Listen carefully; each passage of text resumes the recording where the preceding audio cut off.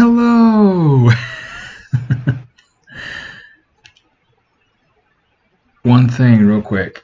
I am so sorry that I am just here so happy and just ready to stream. Just kidding, I'm not sorry at all.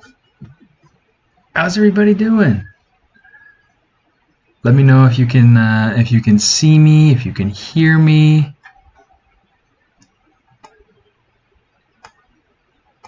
If you can't, I need to fix it, but it looks like everything should be working.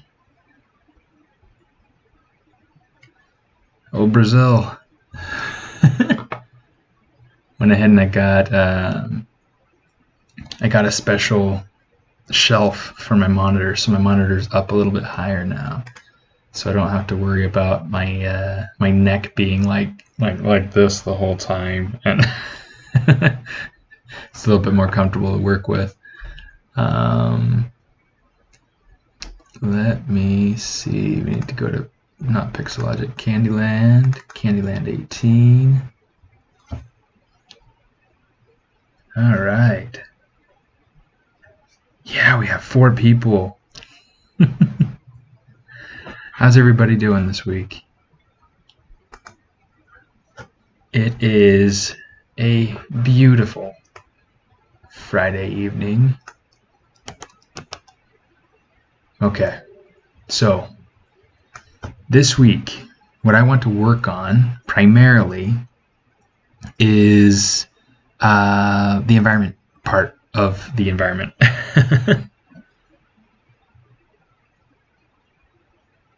Hola, Costa Rica. How are you doing? Sculpting only. Yep, so here's what we're going to do today. Okay, right now, I have a couple of ideas of things that I kind of worked through, just kind of sketched out really loosely this past week. Turn on my silent mode on my phone. That's because it's a good idea.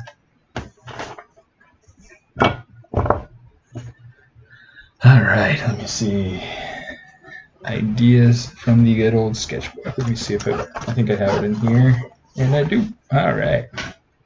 Okay, so I went through and did a couple of, character exploration sketches to see what the expression of my different secondary characters might be like. Getting like this like sort of look on the one, and the other one looking all gleeful, like we're gonna get it, So these characters are supposed to be riding the dragon. Let me see. It seemed like there was another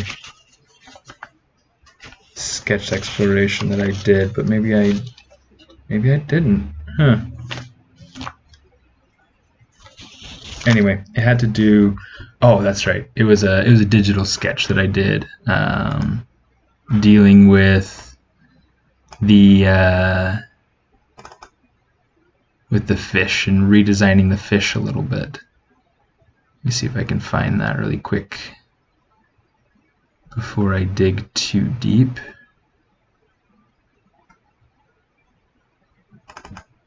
Let me see, let's just dig through some of these old renders. There we go. There we go. That's the one I'm looking for. Ah, shoot. Everything just shut on me. Okay, there we go. Cool. So, that's kind of an idea. Oh, it's not even showing. That's kind of an idea. There we go. That's kind of an idea of a possible direction I'd like to take the fish.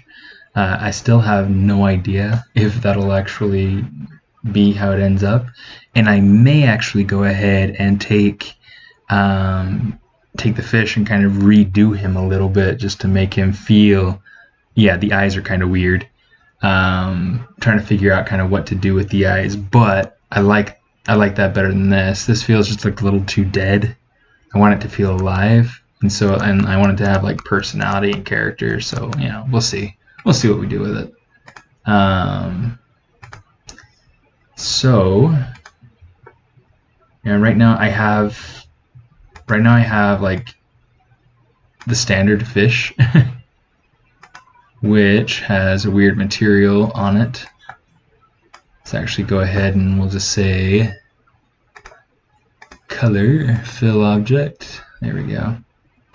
So I've got the other fish. Okay, so this is the yeah, you can see how messed up he got because I wasn't worried about what is happening on the side that you can't see. Okay, so regular fish. Okay. Oh, interesting. Okay, yeah, I'm hitting one on accident is what I was doing. Okay, so and here's like the other fish that I went through and did, and I still have to go through and figure out kind of exactly what this is going to be like, but yeah, not too shabby. Let's do this.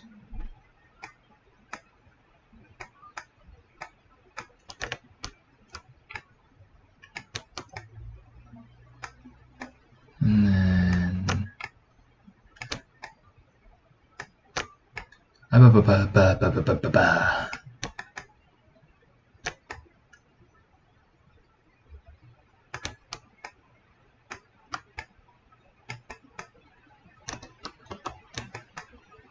okay, so we're gonna do something like that.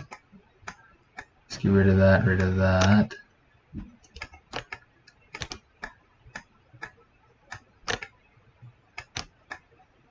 It's funny, my daughter has been really into watching these documentaries about fish and fishing, and it's really kind of fun to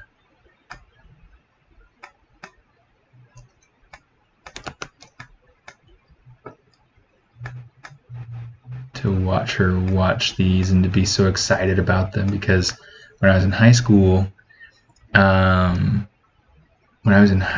I really wanted to be a marine biologist. And that's just what I wanted to do. It was so much fun. And now my daughter is exhibiting similar sort of passions.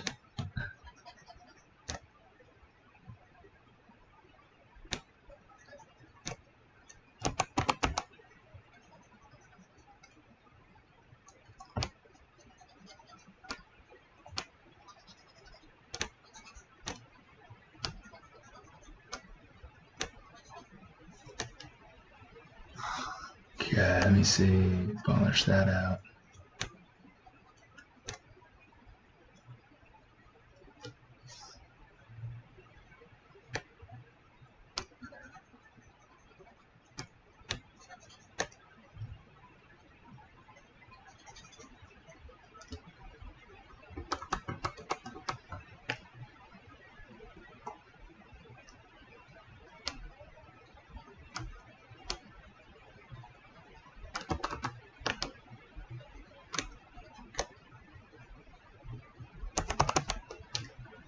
We'll just fiddle around with it until it gets to be about a good shape there. Figure it out. Dude, Night Shadow! Man, vacation? You forgot to take me.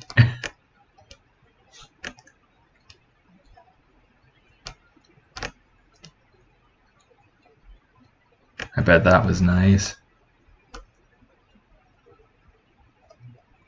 I think the closest I've ever had to a vacation is when I went down a couple of weeks ago to Texas to be there for my brother's wedding. It was great. It was really busy, but it was great. Okay. Yeah, I don't know that I like that any better yet. So I'll just not even worry about the fish at the moment. we'll leave them there, but we'll go on and we'll just deal with the environment and working on the environment some. Okay, so let's see, we're going to turn off the dragons. We're going to turn off the character layer. Okay, and then let's jump over here to this.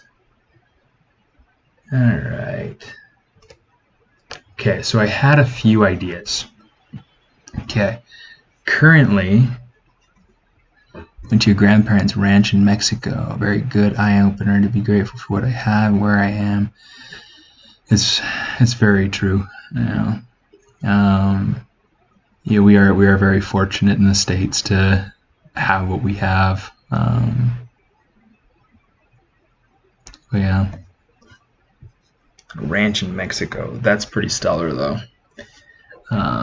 It's also a very fortunate thing to be able to grow your own food and to be able to do things like that. Anyway, so here's what I want to do. Let's mask. Oops, I need to change my masking type to lasso.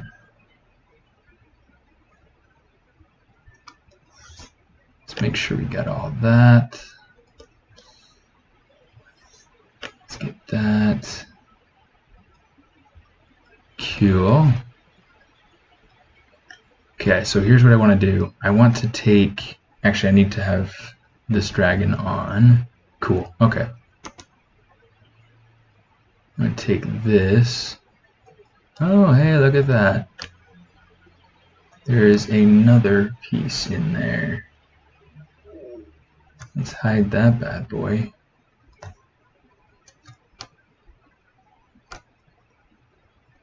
Okay, so what I want to do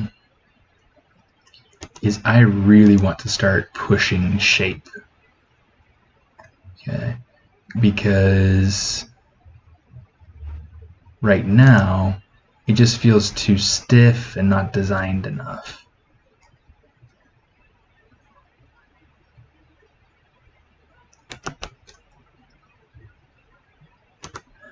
So this is where we're going to get into a lot more pushing and pulling and actually designing this environment more.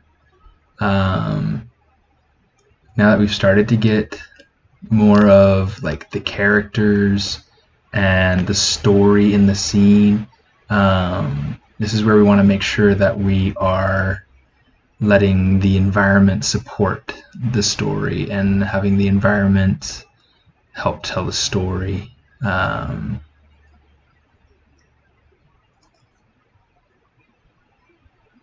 This is always the fun part. That's too much.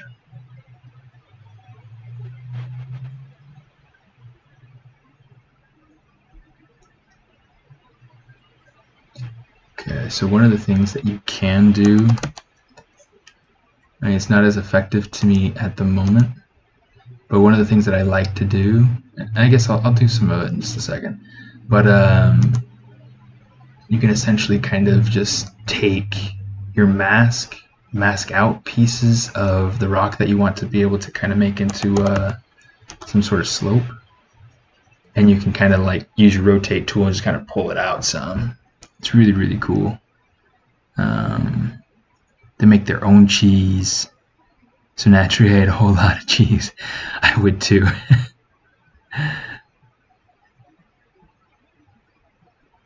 Is it hard to make chainmail armor? Chainmail can be tough. It kind of just depends on really kind of what it is, how detailed, and what your approach is. I would probably use nanomesh if I was going through and trying to make chainmail.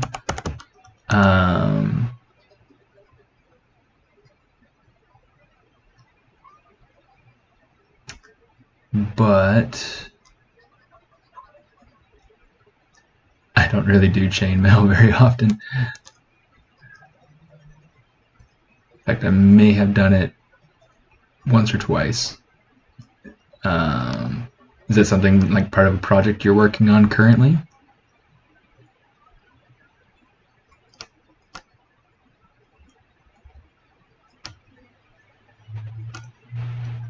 Hello, James. How you doing? Welcome to the stream. Okay, so right now what I'm trying to do is trying to get more of a stylized sort of look with this rock, which, you know, we already know it's chocolate. It's not actually rock, but that's okay. It's okay.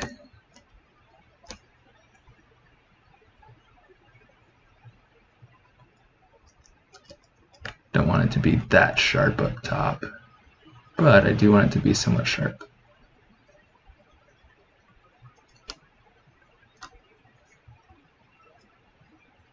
Let's see, what's the clay brush? There we go.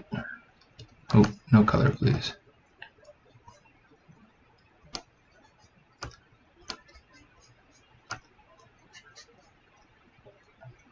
Some people use this brush religiously, and I just very rarely dive out of anything that's standard for me.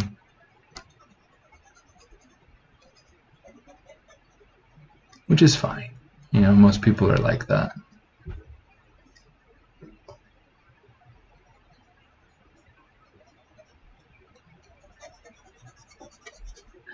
All right.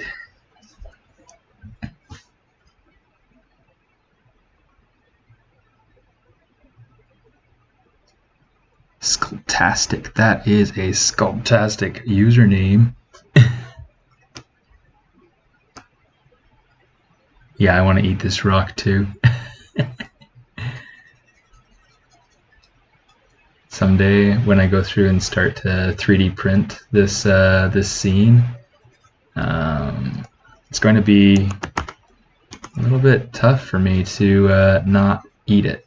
Just kidding. Okay, so one of the things that I want to do, and I'm trying to decide whether or not I want to start doing it on this piece of rock here.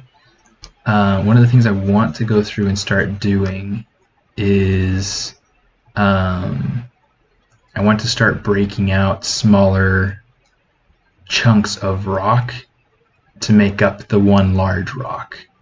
And the reason I want to do that is I want to make sure to kind of enforce a greater sense of natural rock partition and things like that. It's not the way that I always work, and so I'm just trying to figure out a way to get some good natural feeling in the rock.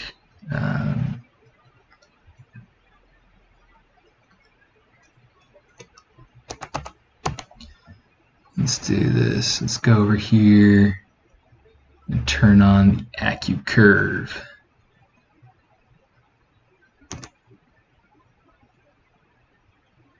You see that? It gives you kind of like this sharper point when you click and drag out.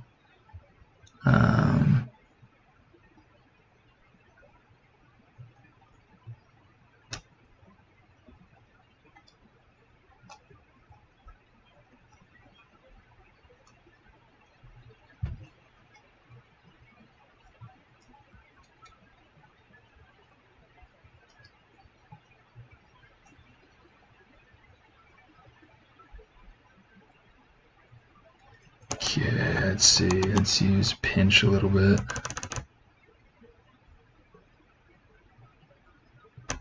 Oh my goodness.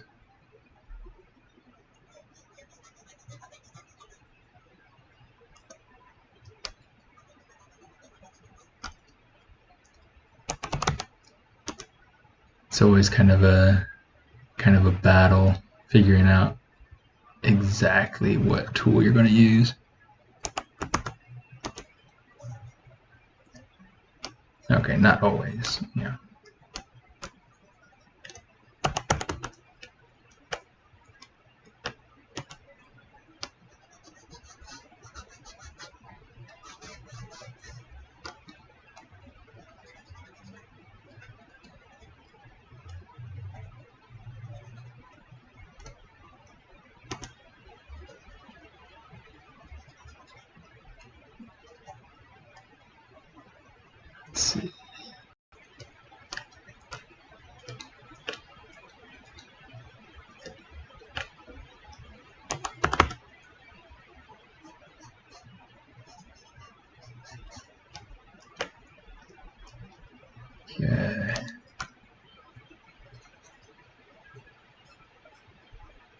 It's funny. I've been making friends with some of the people at work that do this part of the ride for a living, like carving rocks and rock work. It's like when you go to Disneyland, you see the outside of the ride, and it looks like rock or whatever. Yeah, that's what some of my friends do. Really, really cool. Anyway,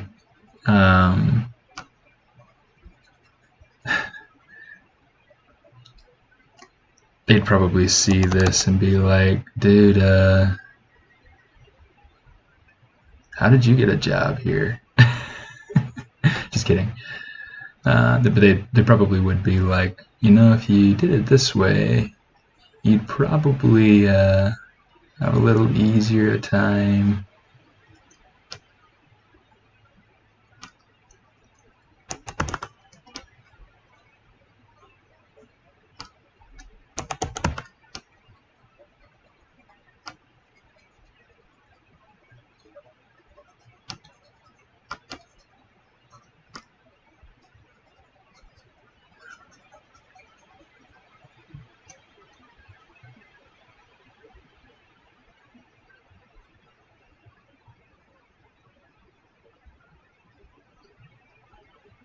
My favorite game from E3. I actually haven't seen the highlights from E3 yet. Quite honestly, I don't follow games very closely. I used to when I was growing up, and I loved anything Star Wars. So like I had Rogue One, not Rogue One, Rogue Squadron, which was an awesome game. I had Pod Racer. I had, what else did I have?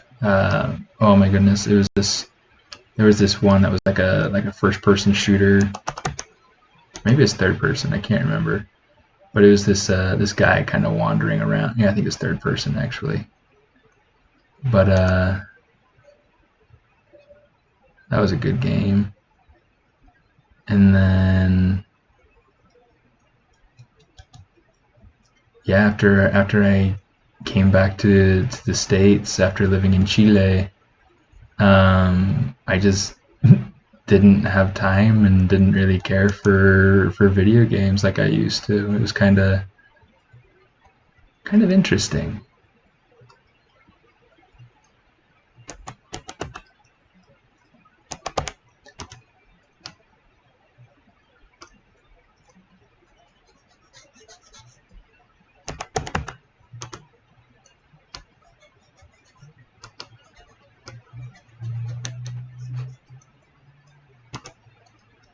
What about you? What video game really caught your eye?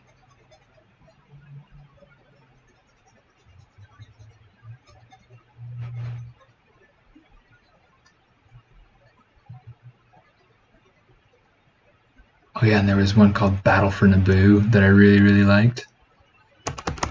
Yeah. Good old N64.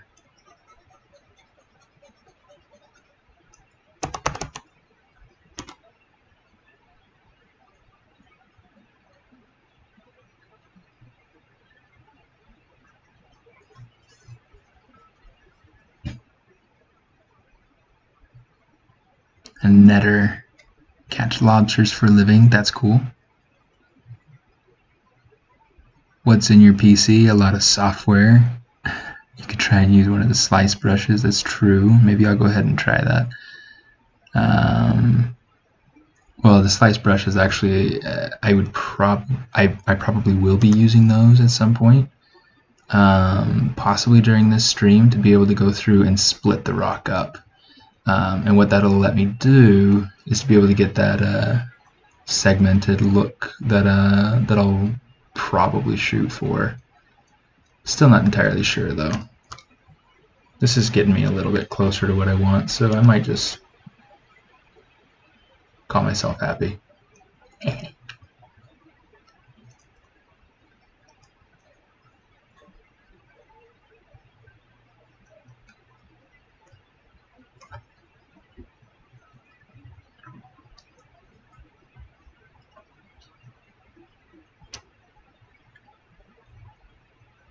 How much do you have to spend to start with ZBrush?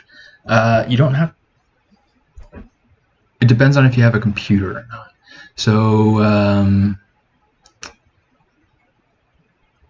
there is a free trial. I think it's a 45-day trial. And it's awesome. I mean, you get full access to the software, and you're able to go ahead and create files, explore all the tools, learn all the settings, things like that. Really, really helpful, which is different from a lot of trial software. A lot of trial software will go through and you have to, you have to put up with watermarks, or you have to, whatever. You have restrictions on render size, or you have less tools. But with ZBrush, you don't have to worry about any of that, which is really, really helpful. So if you have a computer and at least in the very minimum 4 gigabytes of RAM, but I totally recommend having at least 16 gigabytes of RAM, I would go through, download the trial, and play around with it. Watch as many of the ZBrush live tutorials, presentations, not what is it? Live streams as you can, and then not even in that order. You can totally just start playing and listen to stuff while in the background, or however you choose to do it. But yeah, it's definitely a good way to go about it. Just listen to people doing ZBrush and just dive in. So yeah, it's pretty much free to get started. It's only a trial, so you don't have it forever, but it's really, really good. Really, really good software. So if you're serious about trying it out and I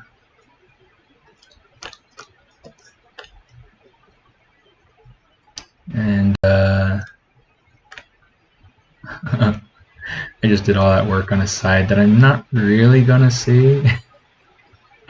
That's funny. But yeah, if you're serious about it, I would say totally just dig in. There is a subscription package, so if you're interested in getting like a month-long subscription or a 6-month or a year, you can do that, or you can get the perpetual license, which has been awesome. And so far, it's been a free upgrade for individual licenses, and it's yeah.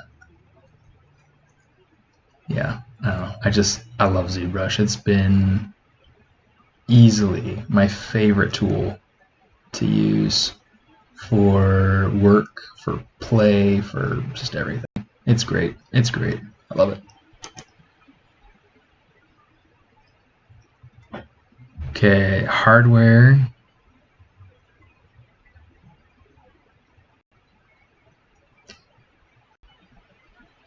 Yeah, so hardware, yeah, I mean, it does, it's a laptop,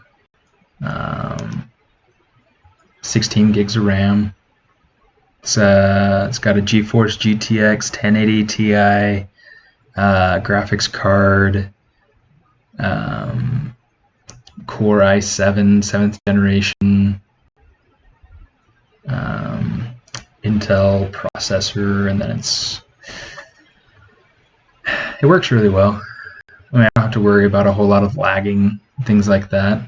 I do get a little bit of the sound and whatnot, but I think that's because my mic is associated with the computer, so there's always going to be that feedback. I get comments on that every week, so not a new question.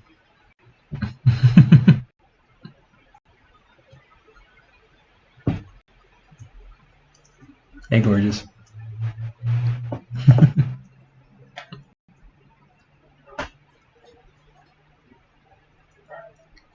So warm. Oh, maybe what I'll do, let's actually open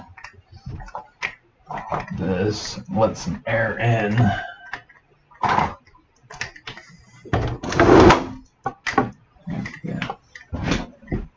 Hopefully that'll let some air flow through.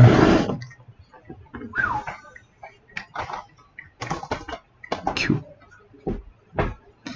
I have tried Blender before and I hate it, so not a piece of software I'll be returning to. But yeah, I mean, there are a lot of people that swear by it and can do really crazy good things with it. So yeah. Yeah, I'm ZBrush and Maya kind of guy.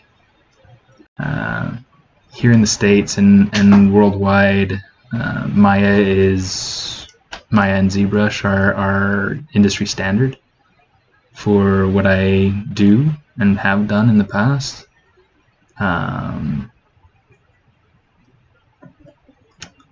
yeah, it's kind of nice.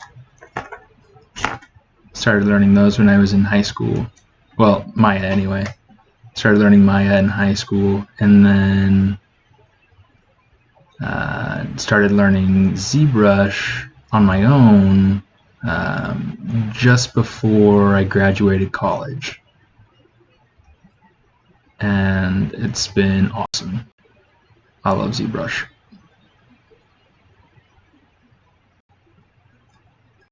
In case you can't tell by how often I say I love ZBrush.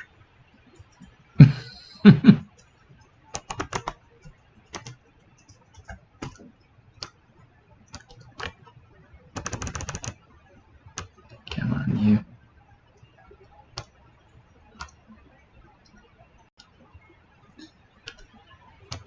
Okay. So we're going to call that piece good for now. Okay.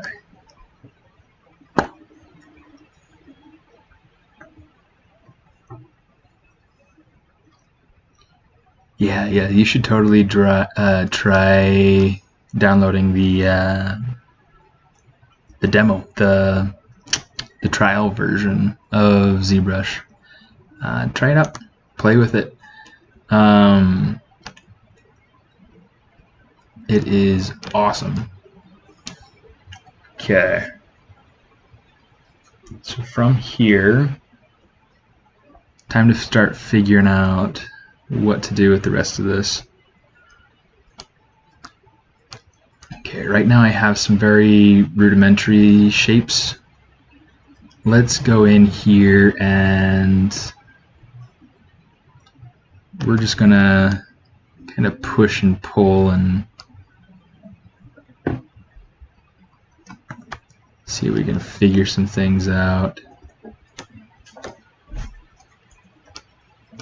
Okay, my primary compositions are going to fit in over here, so that's worth kind of keeping in mind.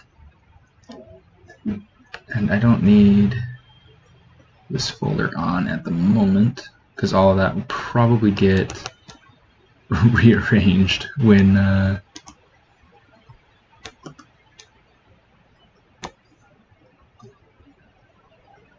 I'm finished with all my meshing.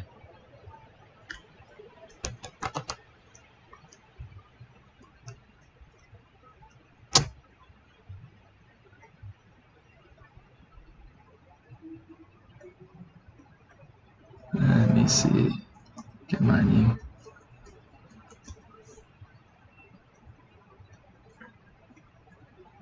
Right now what I'm trying to do is just getting these holes closed in a way that won't make trouble for me. I have to do this a lot at work because a lot of what I have to deal with is scan data, and so oh, come on you.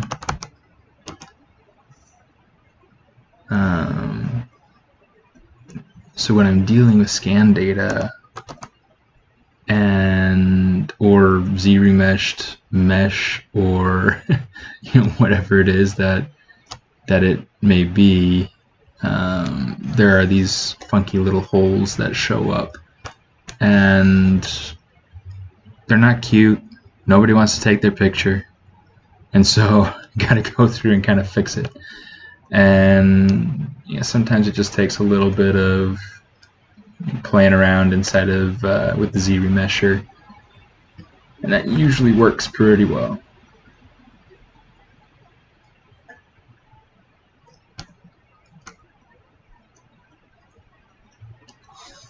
Okay, here's what I want to do.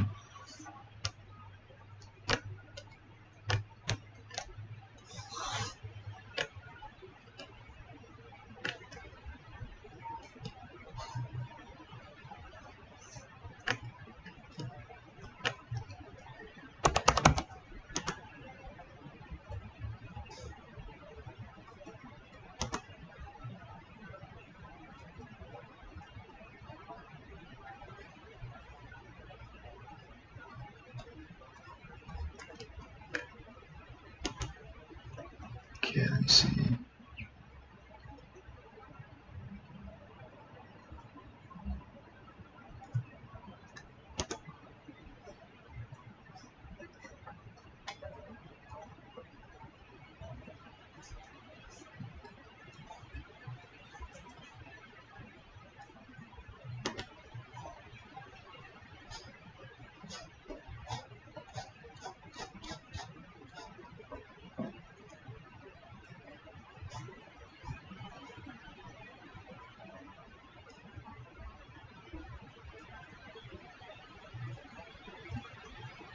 Let me see. It's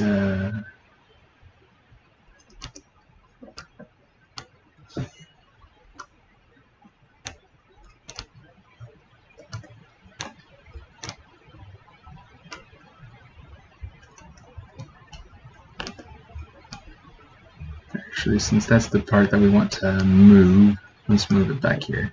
We're going to lower that head down and into that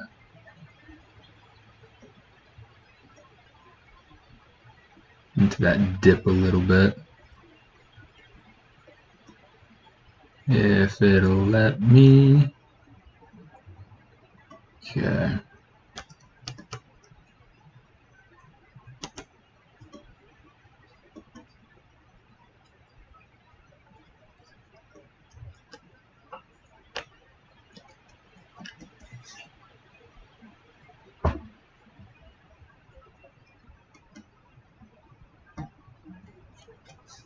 Let me see.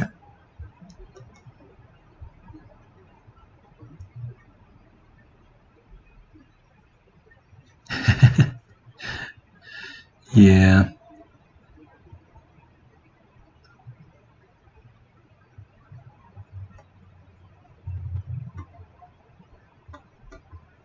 Yeah, no, I can't blame you, Square Peg.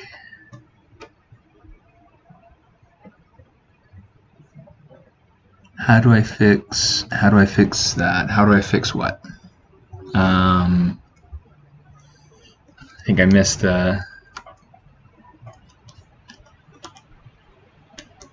maybe what it is that you might have been asking about.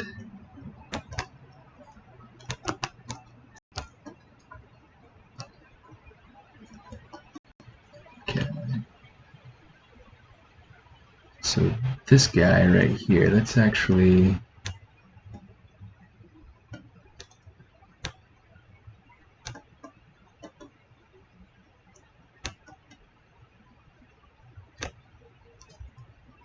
let's come over here.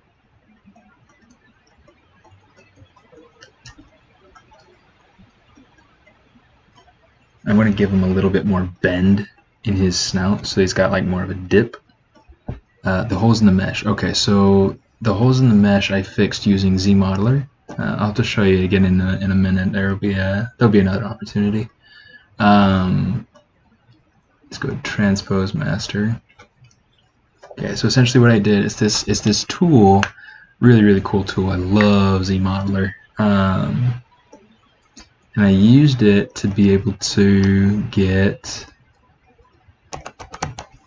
Yeah, let's turn off our AccuCurve.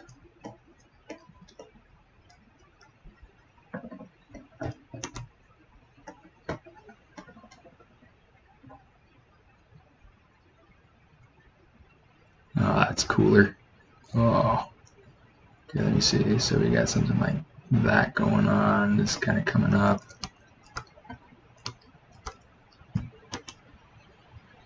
Let's kind of give this like a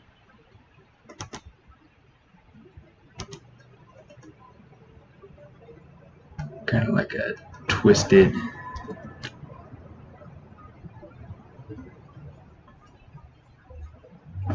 sort of snout. This will help it to feel a little bit more like he's like. In fact, maybe we'll do it the other way.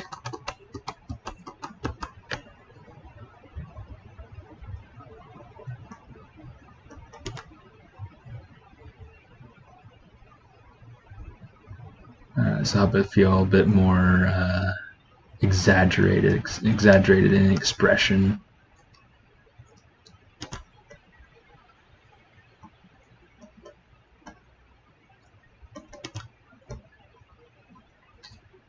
I'll probably still go through and replace these eyes. I just haven't had the time yet. Oh well.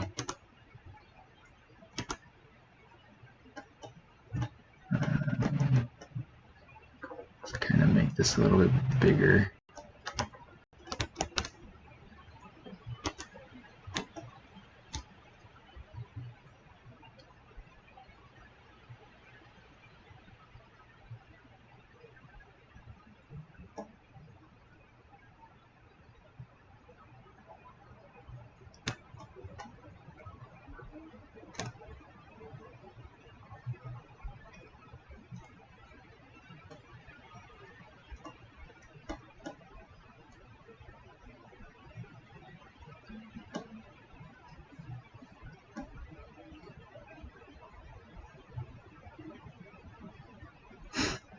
So Bridge will do some really good things, and it will close holes.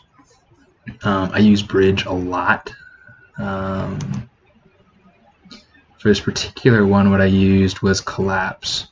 And what it does is it takes the edge and it'll kind of like collapse it down and make it so that essentially there's no more edge.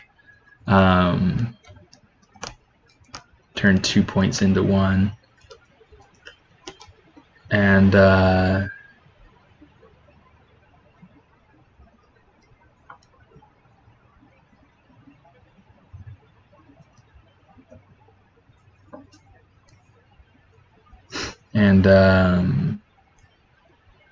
by doing that,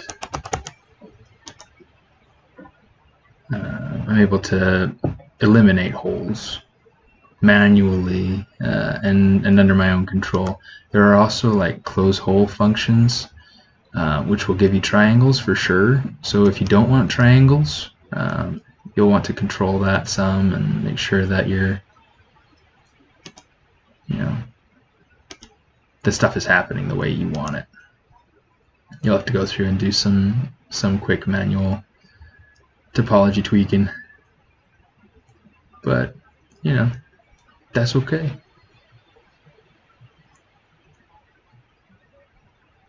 Because with ZBrush you can do it all.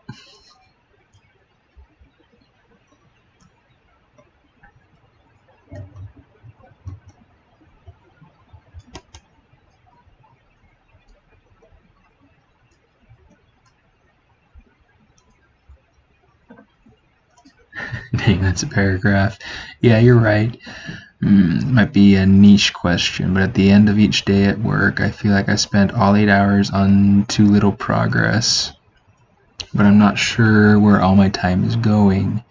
Do you have any tips on time management in the case of, well, feeling like I'm working too slowly? Some people will speak out against lists. What I like to do is I like to have, like I'll use post-it notes at work because they supply them to me. What I'll do is I'll let me see if I don't have an example here.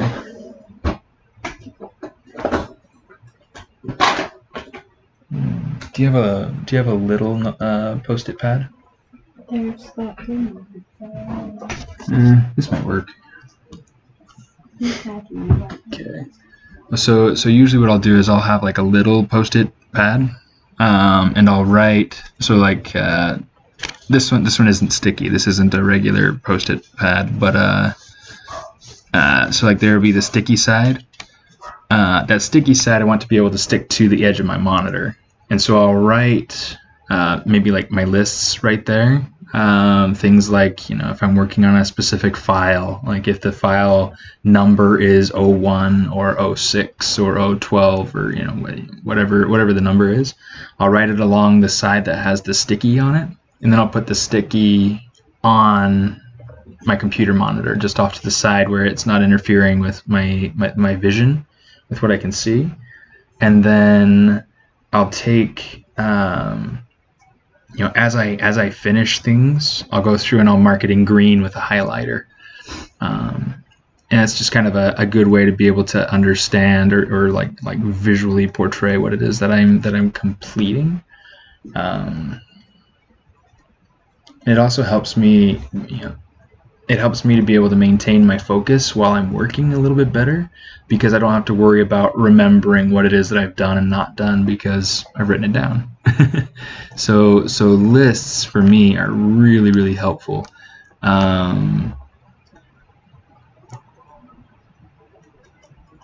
But yeah, so try something like that out. If it doesn't work for you, then sorry.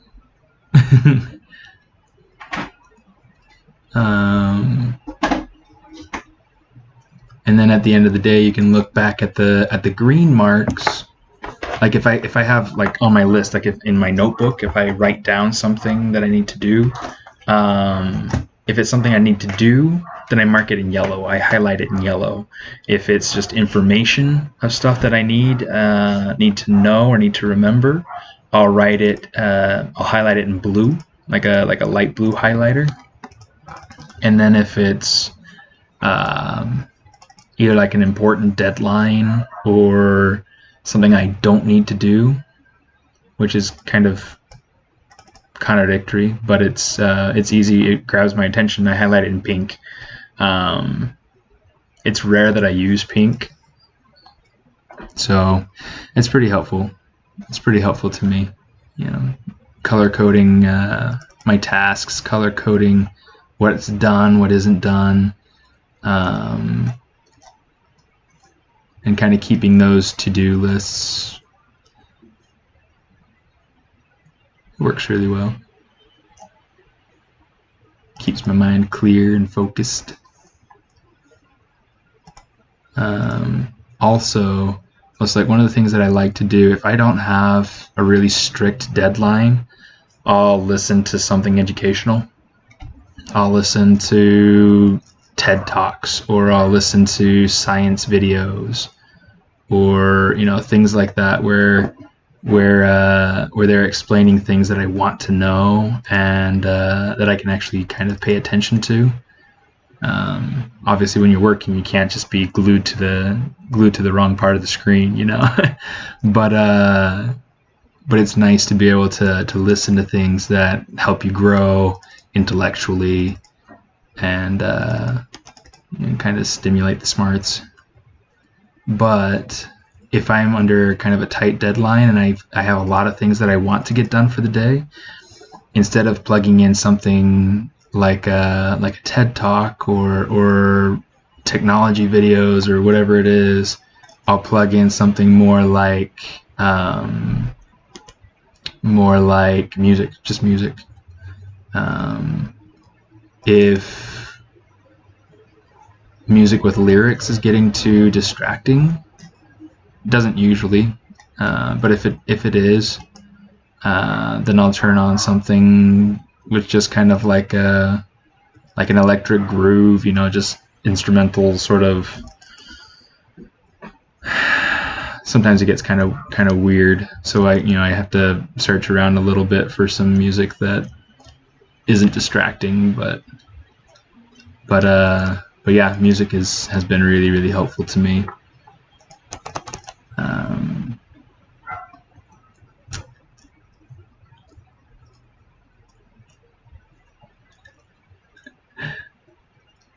especially if it's loud in the office. You know, it makes it easier to focus if you don't have to worry about all the weird conversations going on all over the place.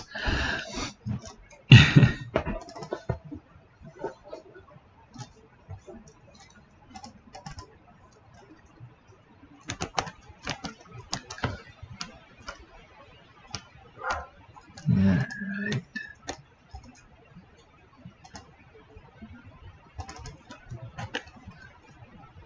Let's see. I want to play with these shapes a little bit.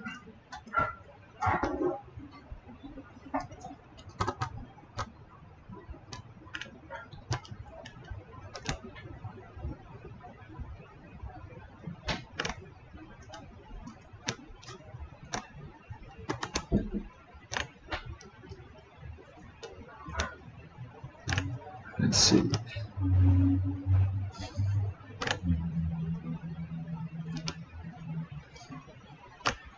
Do something like that.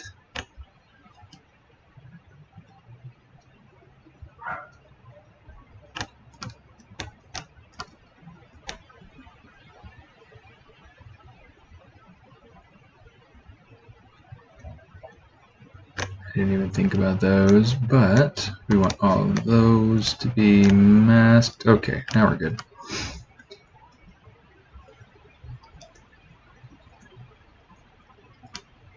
Yeah, a lot of what we do in these sorts of scenes is just play. You know, figure out more or less what it is that you want to accomplish with it. So far, for me, these designs aren't doing enough for me.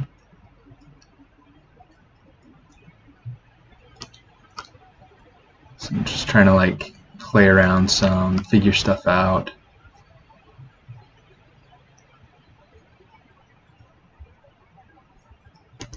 Which is kind of just, you know, how it goes.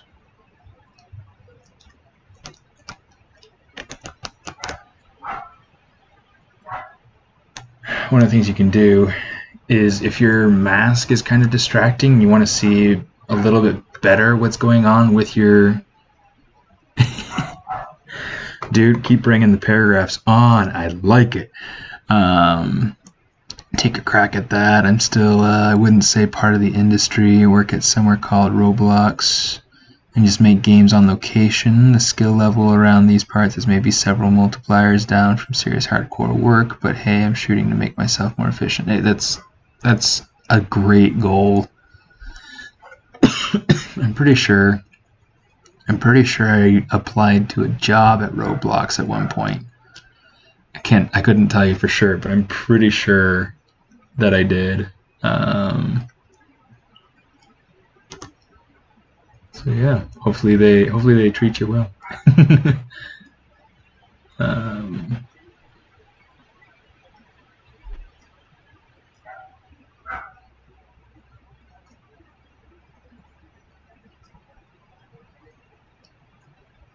Let me see.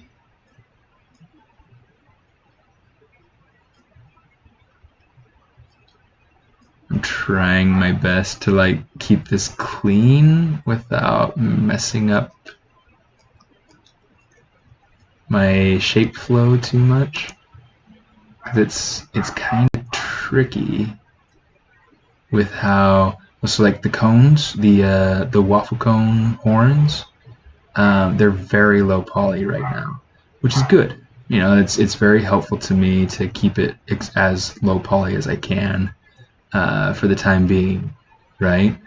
But one of the things that, you know, because it's so low poly, it makes it a little bit tougher to get the shape I want, especially with the way that I have my polys set up. I don't know, it's kind of funny. Just kind of funny, that's all.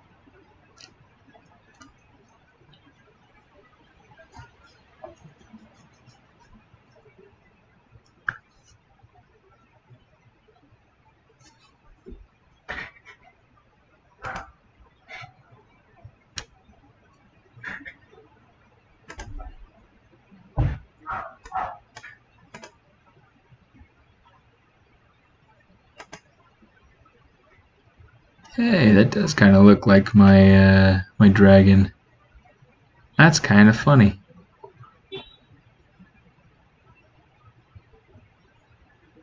Let's see if we can pull up the. There we go. Check that out. It's really funny. That is really, really funny. Okay, and purely because I think that's so funny, we're gonna go ahead, we're gonna take a screenshot of that.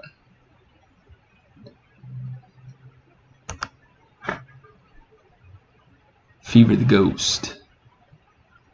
Yeah, we'll do this, and yeah, why not? We'll take this all the way up so that I can see the name of where we found it, and we'll just save it.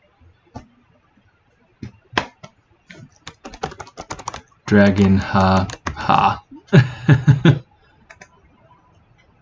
I like that nose. That nose feels better to me than that's really funny. That is really, really funny. Ta-da!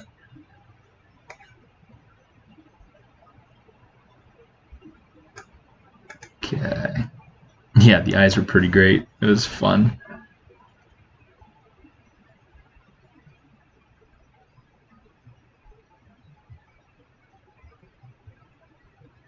Yeah. Yeah. Poly budgets on game characters are extremely tough to deal with sometimes. When I was at Warner Brothers, that was the reality of it. You know, we had to have our characters. I mean, granted, it's AAA, so it's a very different game to play than literally than if you're doing mobile. Oh yeah, and then if you want to like hide your mask, you can check this view mask off.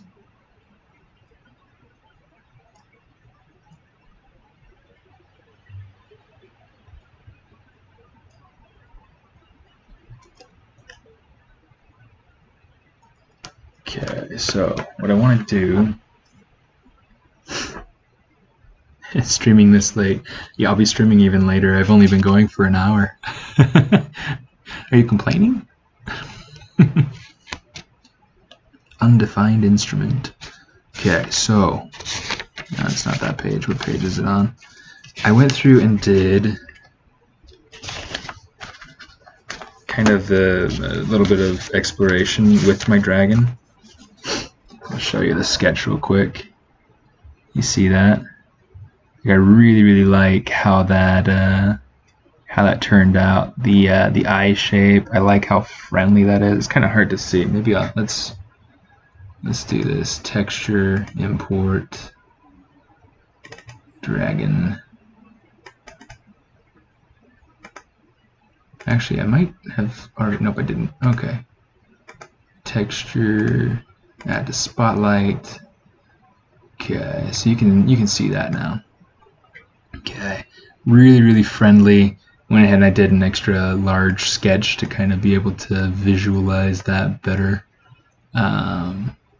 Put that up in the corner on the other side, just to be able to make it so that it's there and available for us to see. Anytime we open up Spotlight, we got to go in to brush, samples, spotlight projection, turn that off. Otherwise, I'll only be able to affect my mesh wherever I have my spotlight. So, anyway, it's good.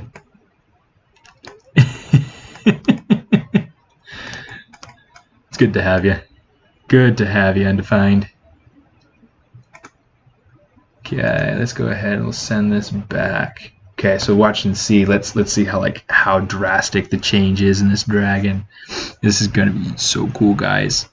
Oh, it's about to start. It's about to start. Oh, oh, oh, oh! Come on, come on! You can do it. You can do it. Oh, it's gonna go. There he goes. Oh, oh, yes, yes, yes. Okay. Okay, there we go. So now we've got this, and let's say turn on the mountain.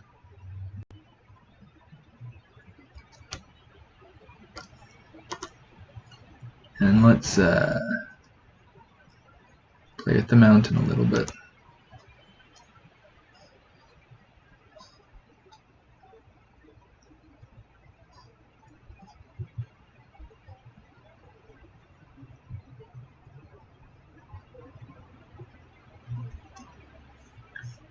It's making me hungry. That's funny. Why not use Pure Ref? I haven't used Pure Ref, but one of the things that I like about this is that I can go through and I can just quickly turn my spotlight on and off. With Pure Ref, I think you have a little bit more of a struggle doing that. I mean, you can correct me if I'm wrong, but yeah, I mean, that's kind of my understanding of it.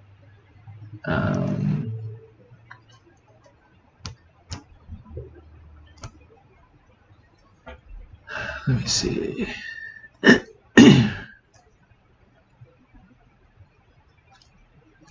think I want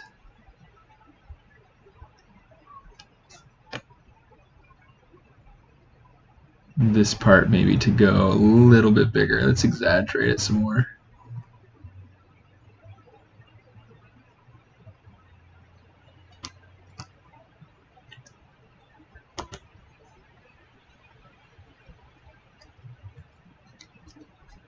Okay, something like that.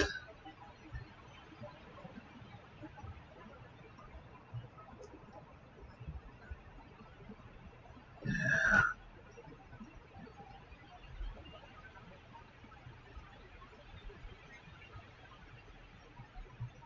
Something like that could actually kind of work.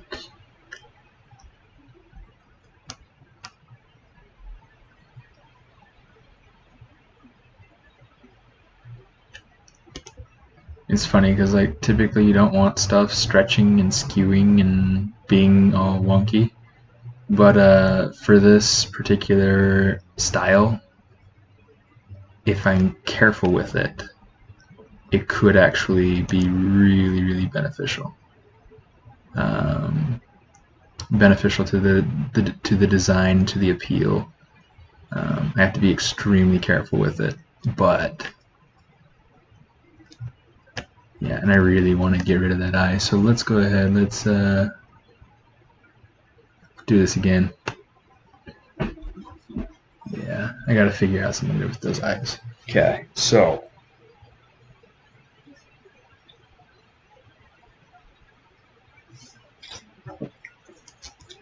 I have had this very unpleasant taste of garlic all day long. And don't get me wrong, I love garlic, but when that's all you can taste after you've had half a dozen cough drops and water and barbecue and all sorts of other stuff, it's like come on.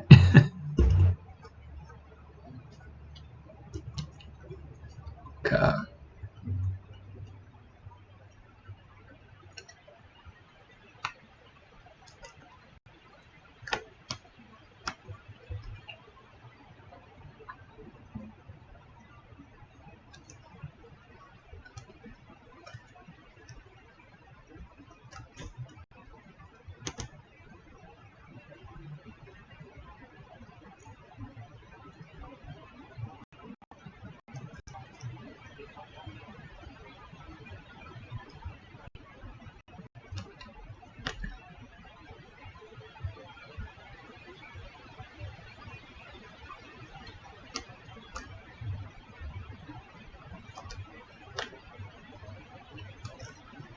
Okay. So here's what we're going to do. Let's turn on the character group.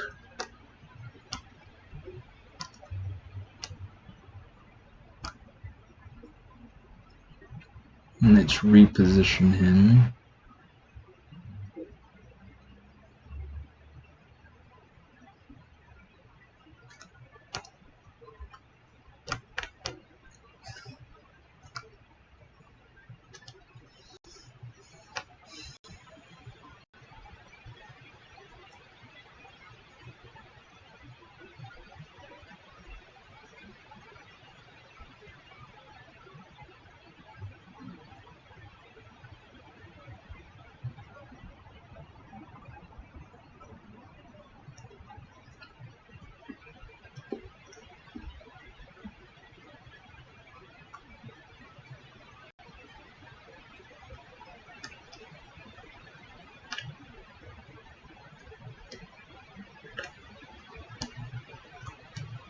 Here we go.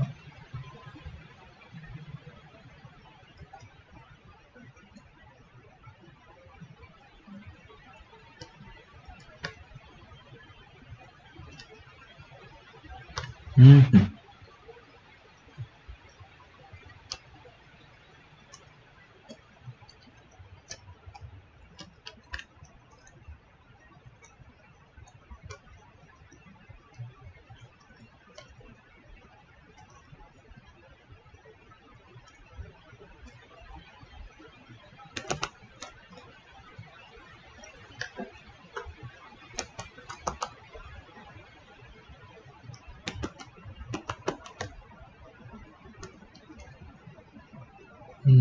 Mask usually partial.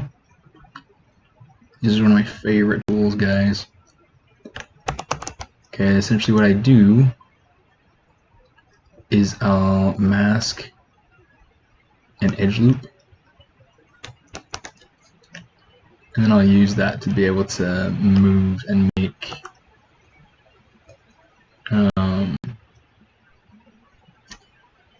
wrinkles and folds. That's all I did for creating these wrinkles and these folds over here. Okay, really simple. That's all I did is I masked out edge loops, and then I used my move brush to just go ahead and just take it, move it on in. Sounds like somebody's angry.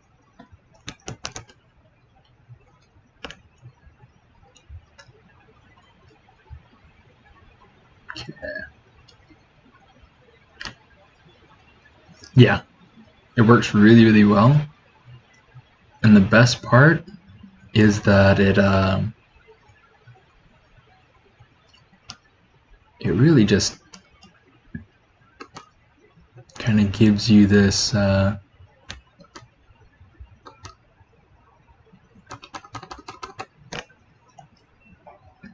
that, and that's kind of, I guess, the important part about having clean topology is being able to control it in quick and efficient ways like that.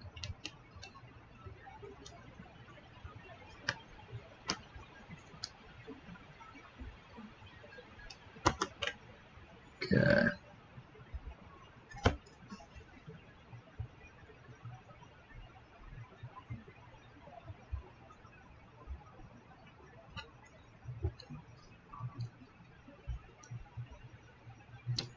Let me see. There we go.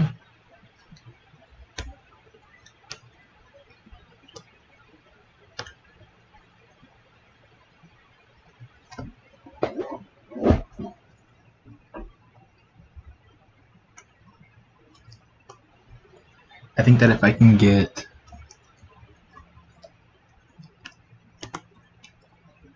these dragons to feel 100% the way that I want them to feel, then that'll totally make the scene.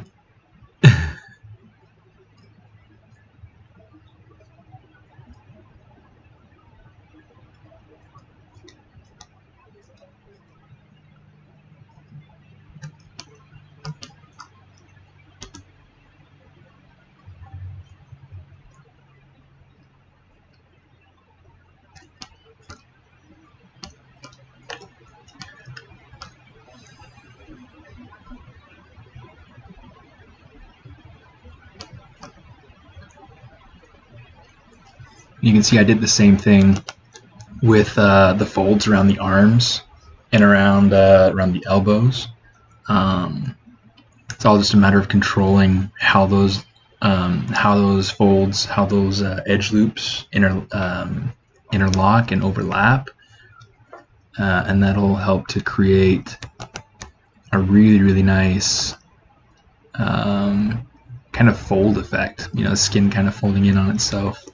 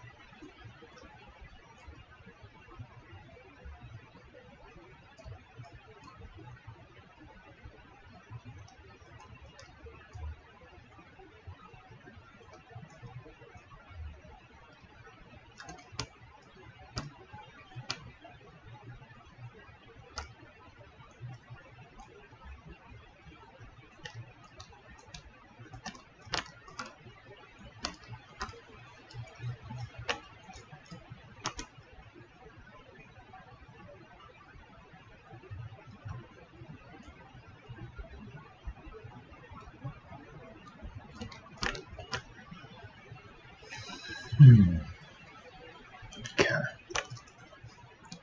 I'm gonna call that good.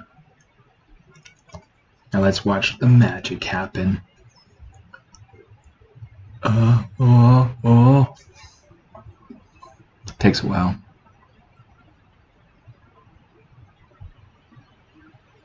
It's coming. Oh, there it goes. Oh my goodness. Oh. It looks like that didn't quite turn out the way that I had hoped it would. Look at that eye. Look at how the eyes are like super uneven. Okay, let's try this again.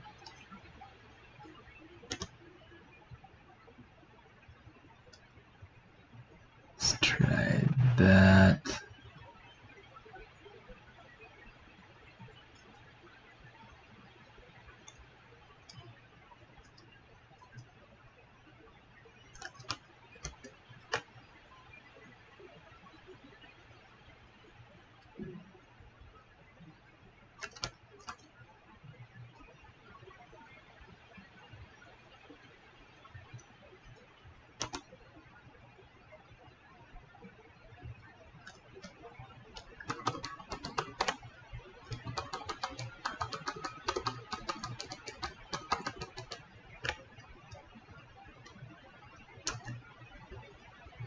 Okay.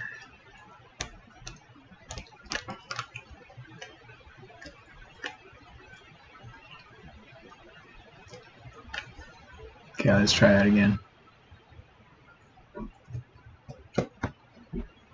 Hopefully that'll be what I'm wanting.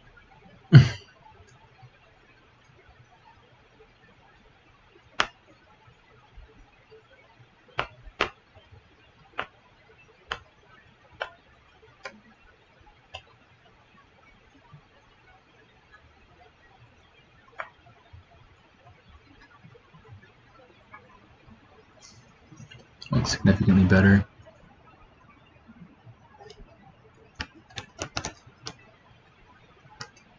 Let's come over here. Let's see if we can get these. I want them to be thinner.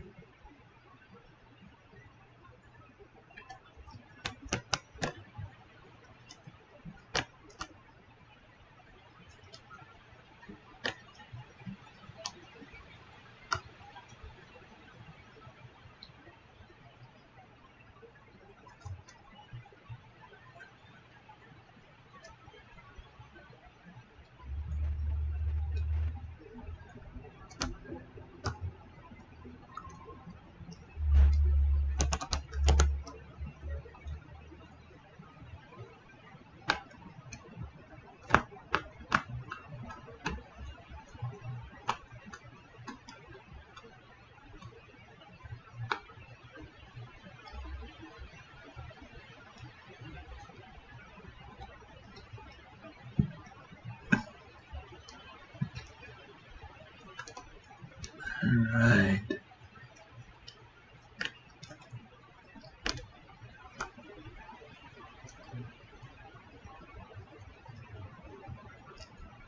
Adjusting the thickness on those gummy ring eye ring things that I made.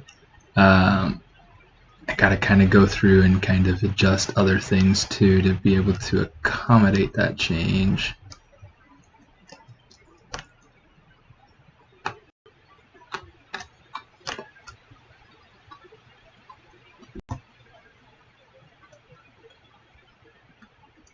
Yeah, that's better.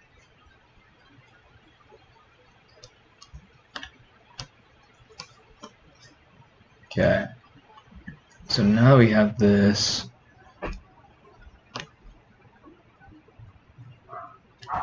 Let's save it again.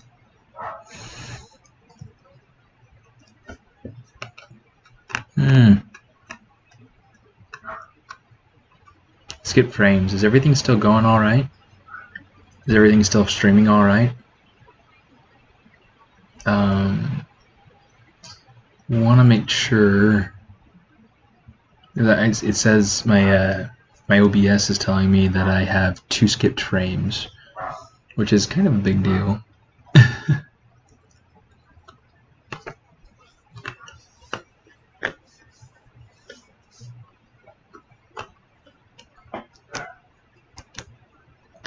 Okay.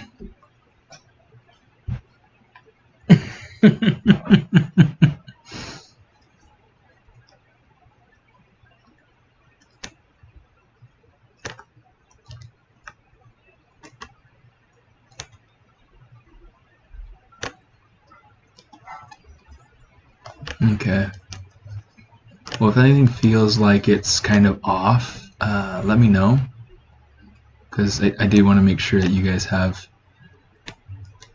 a good streaming experience.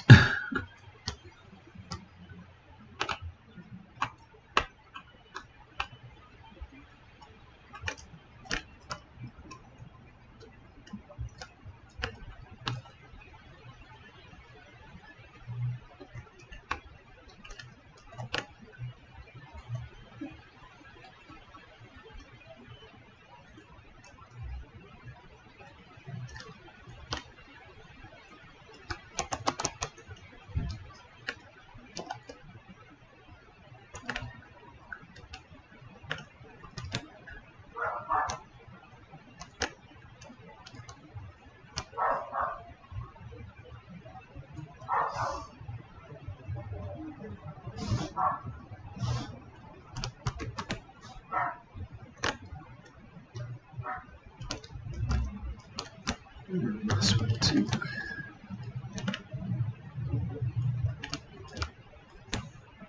Let's get my mask lasso back.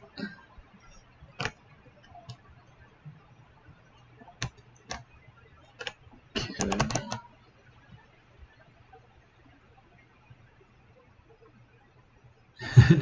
No, body's not made out of ice cream. I did think about putting ice cream somewhere on this guy, making like the inside made of ice, like the inside of the mouth made of ice cream, but it's just essentially a donut, jelly stuffed donut.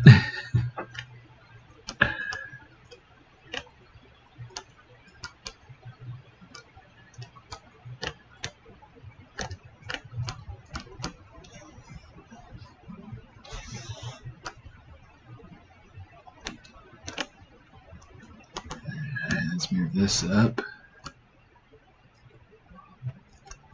Yeah, so it's just he's got frosting on top and things like that. I'm just trying to make him as sweet as possible.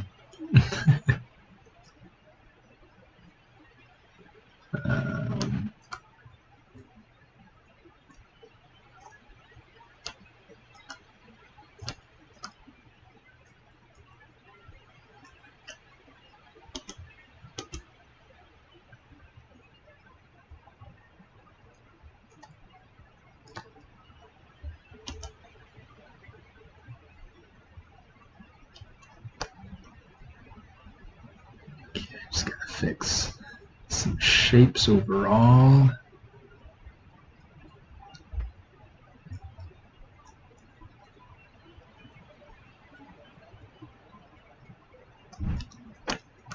Okay.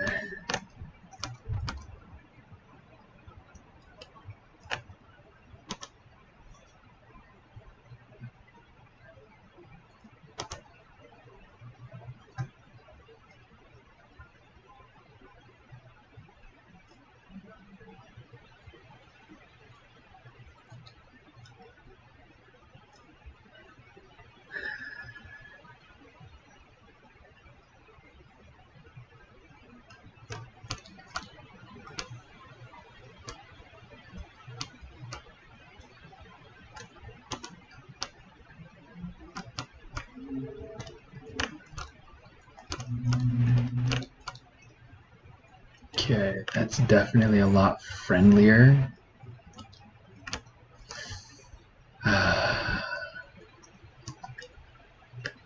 It's definitely getting a lot more of the shape that I'm wanting to, which is the most important part of it for me right now. Let's get some of that, get some of that, get some of that, get some of that. Okay.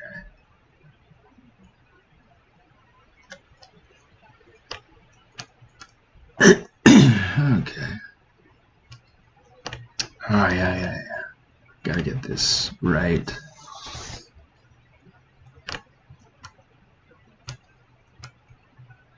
Thanks, Luigi. Buenas noches.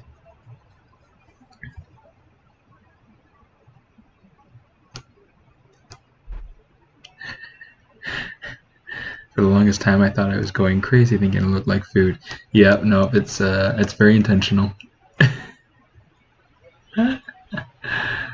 That's funny.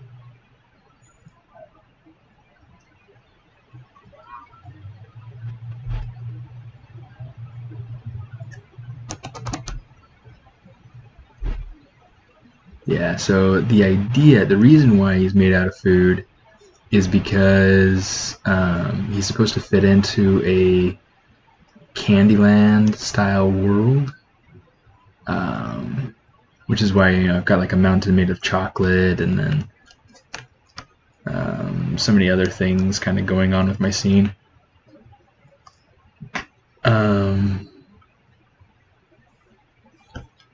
Okay, this should change quite a bit while we're waiting.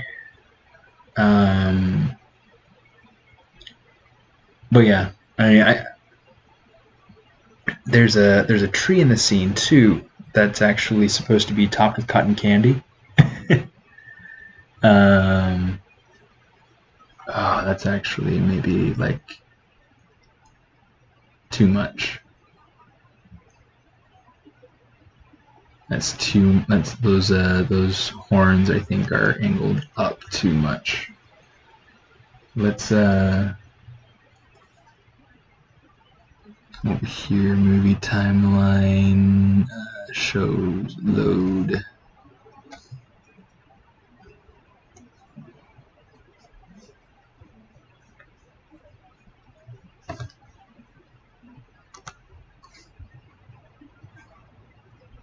Okay, let me see if I can get. Yeah, the antlers, the horns on the top dragon definitely feel too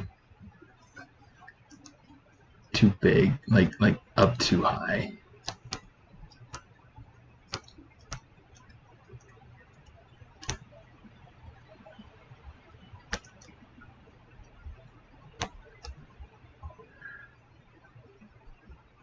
You know what? Let's do this first. Let's go in and say mask.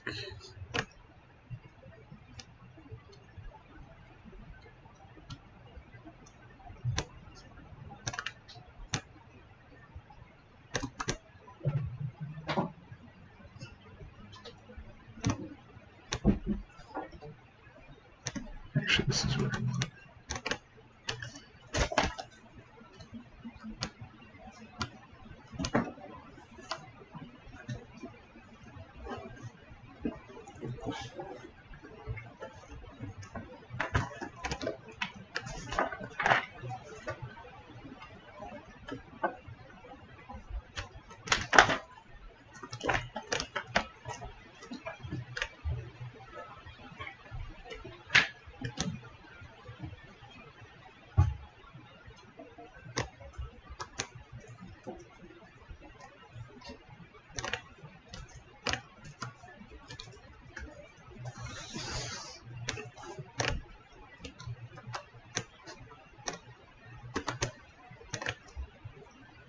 I've been hearing all sorts of sounds today that have made me think that like the kids are up, or Somebody outside. I don't know. I don't know. now if we bought that house in Virginia, Well, at least we wouldn't have any neighbors. we wouldn't have any neighbors. How great would that be? So one of the kids wanders out of the house into the national forest, and you never see them again. And, Well, then they could be Mowgli and just, be raised by wolves. yeah. There's a U2 song about that. Mm-hmm. Raised by wolves. Yeah, that might be cute. Might wake the dead.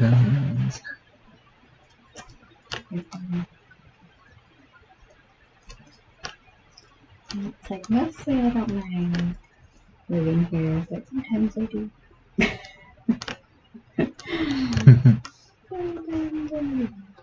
Well, a lot of times.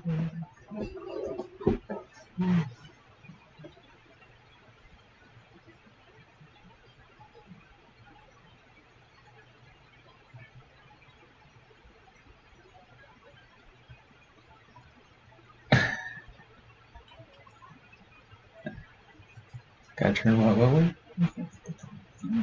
I can't see you. It's coming this way. It's coming from this camera right here. Yeah, for some reason I haven't been able to get my actual. What?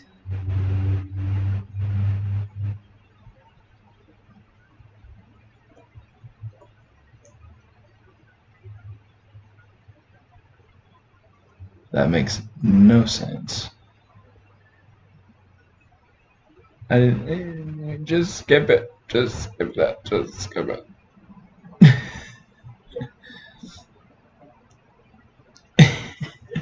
It's funny to see some of the things that pop up just randomly. At least I have it like recorded.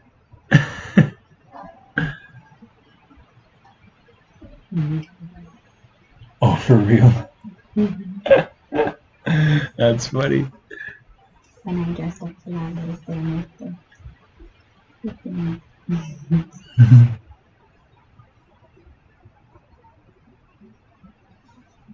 There we go.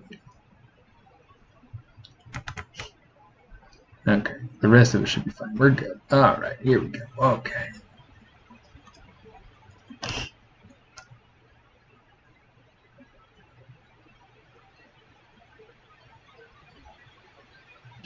So I like this one. I like how this looks. We'll be happy with that. This looks much better. I feel like the eyes are much more appealing now too, which is good.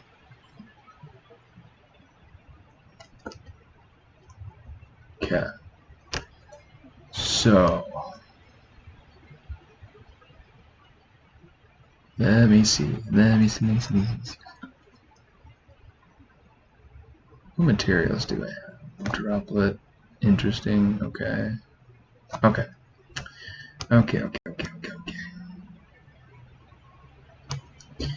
Alright, let's go back to playing with ZModeler.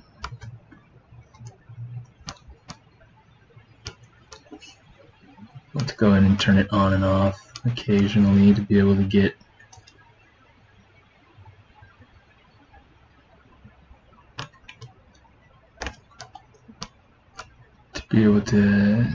kind of compare the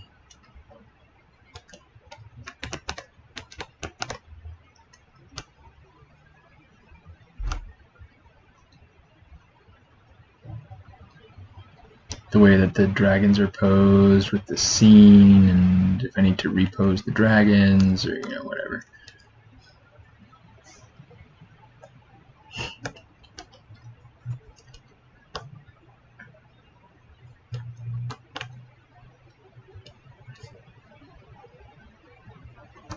Actually, let's do this. Let's go.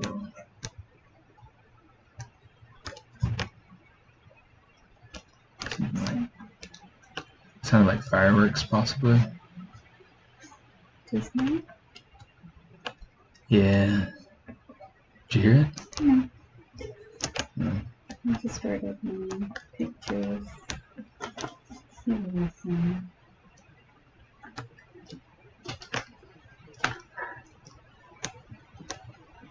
And it turned out quite different. Yeah? Yes. Oh, nice.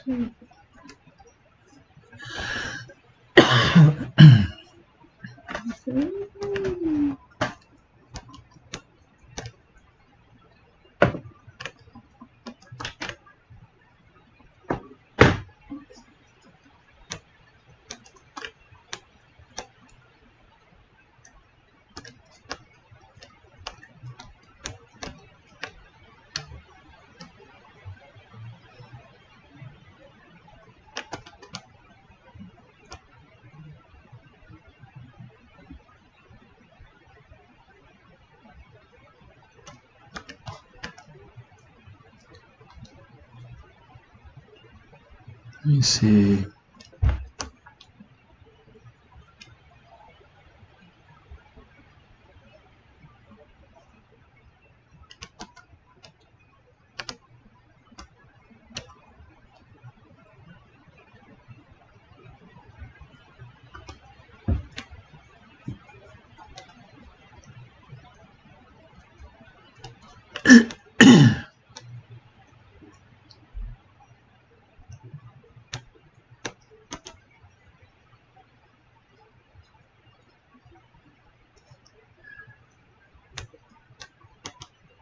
Okay, this might not be a question that you care for, but for anybody who wants to answer,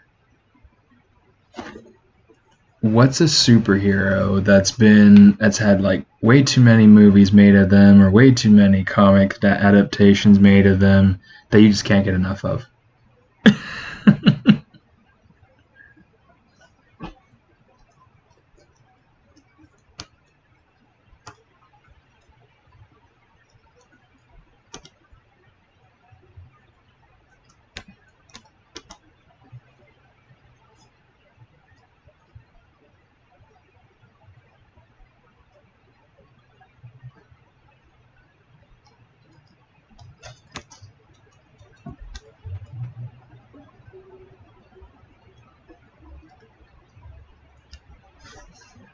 Yeah, I can't get enough Spider-Man, especially if it's done well.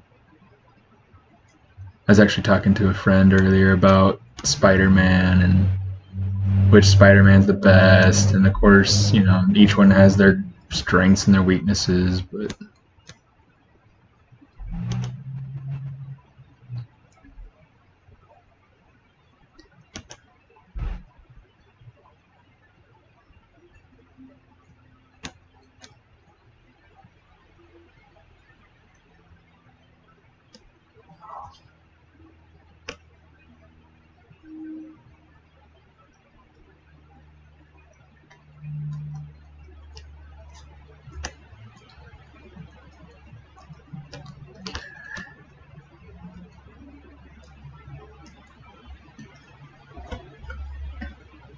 personally,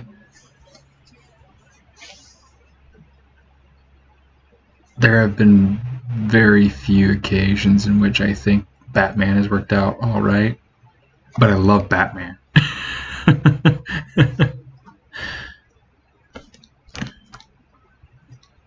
He is a very fun, compelling character for me. And it's funny, is like I thought I'd have a hard time with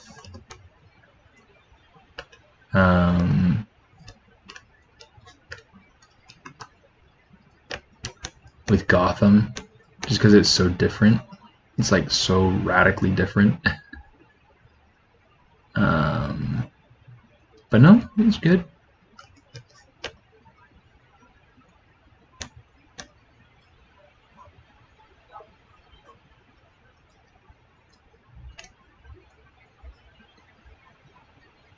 Let's see if we can get some good rock-like shapes here.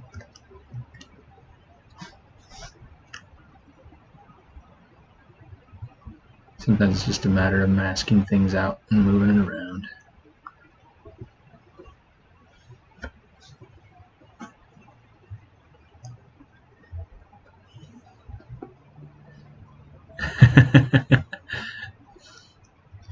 Well, and sometimes, you know, making that rushed art is good for you, you know? It's like, it's just a practice or a way to just kind of think through things.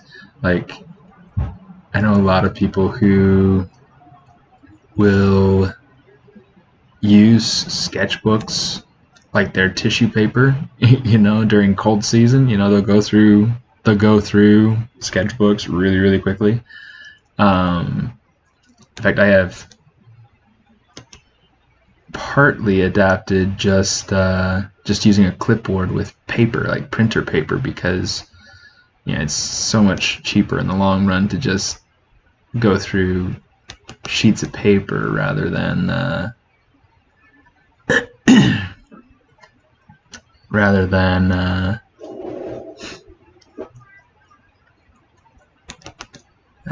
buying a new sketchbook every time, but I do really enjoy having like these small pocket-sized sketchbooks. It's just really helpful because I can just keep them in my pocket, take a pen or two with me, and then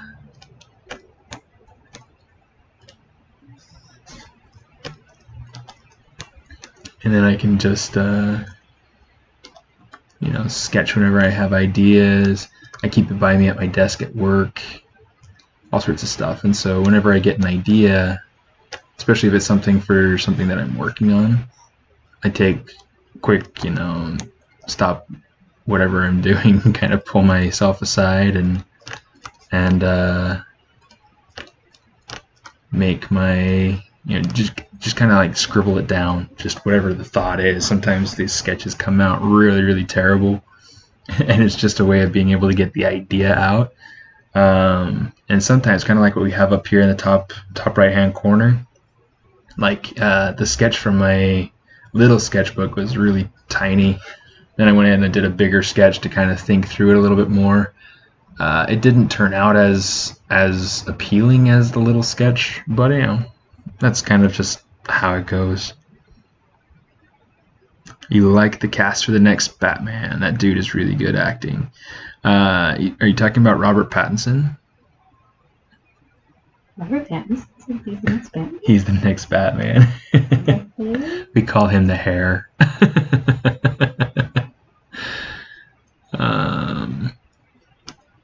I think he's fun.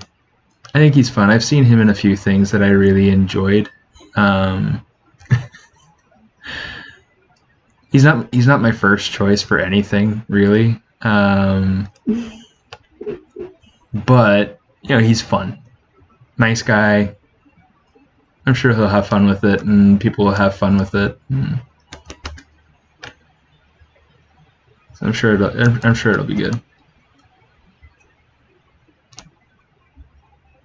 Insert single edge loop.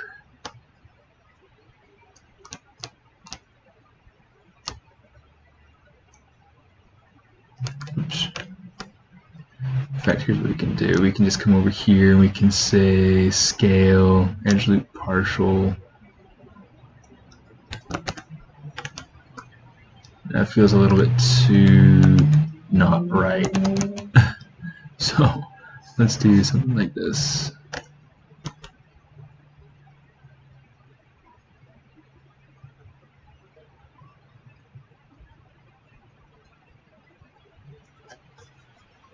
The Lost City of Z.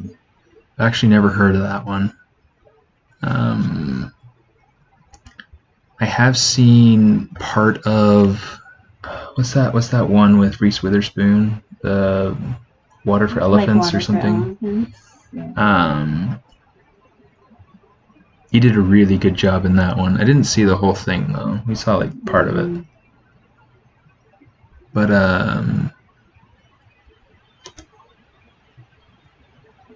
it happens.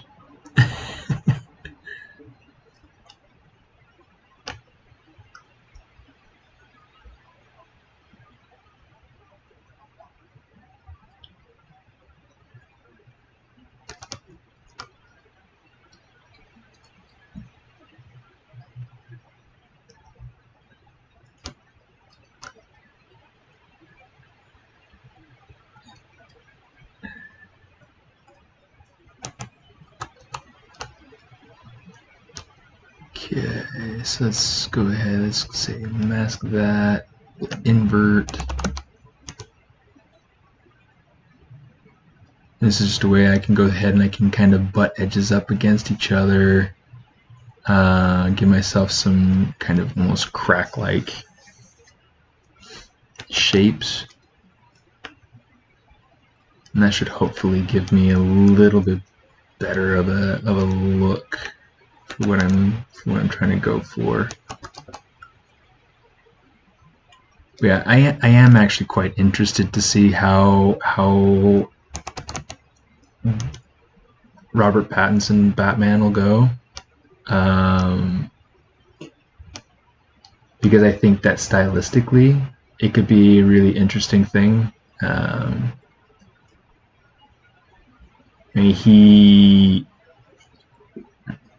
mean, his personal look, his personal flair is very different from. No. What happened? I'm just trying to load my photographs onto Persnickety for my phone. Didn't work. Crashed on you. No, I like accidentally swiped a minute.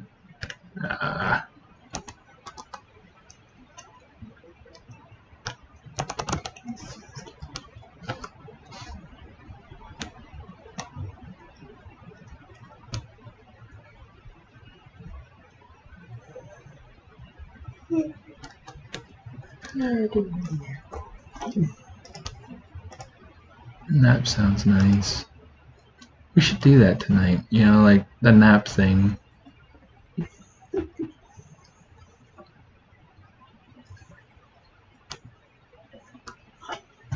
Sounds quite brilliant.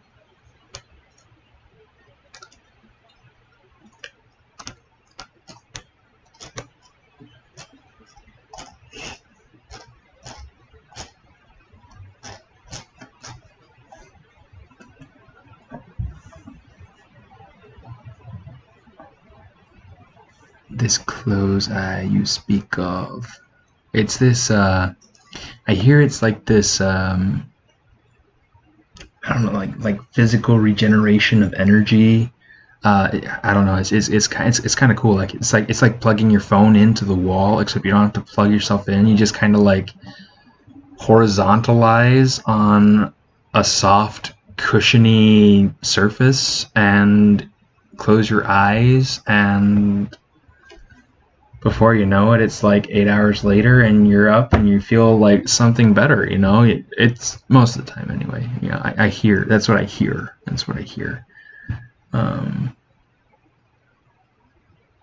Yeah, I mean, I want to give it a go. I want to try it.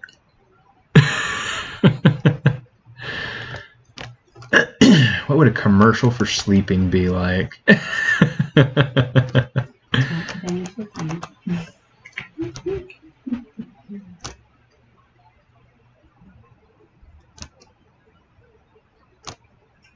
Are you tired? Have you been working all day? Maybe you should try sleep. Coming to a bed near you. Maybe.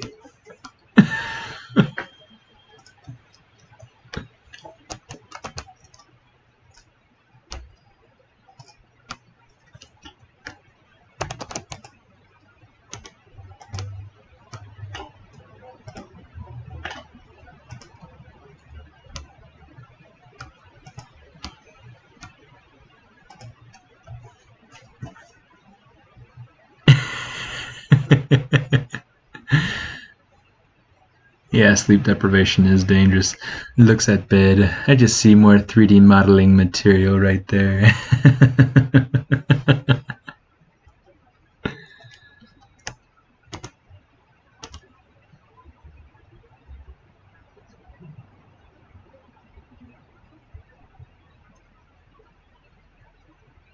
Let me see.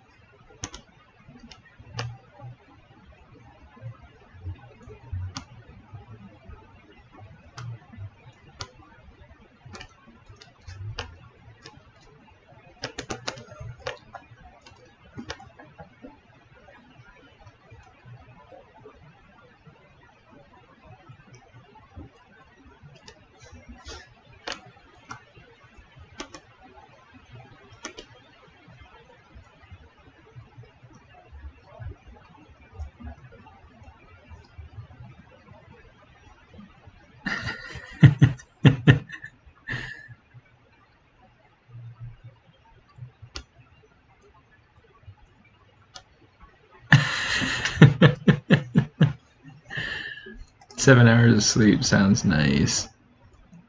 It really does sound super, super nice. I'm trying to get to a point where because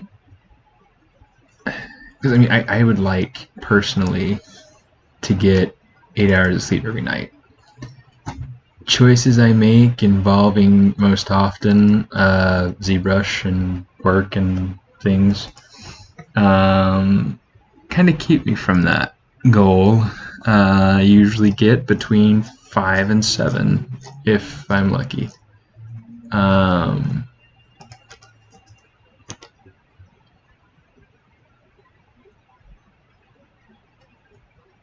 stay up for good reasons.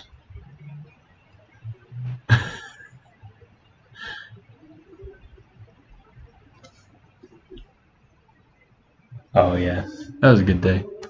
That was a good day.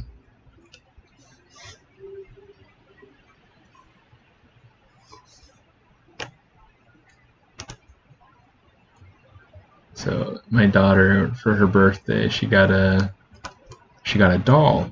That's Christmas. That was Christmas? Mm-hmm.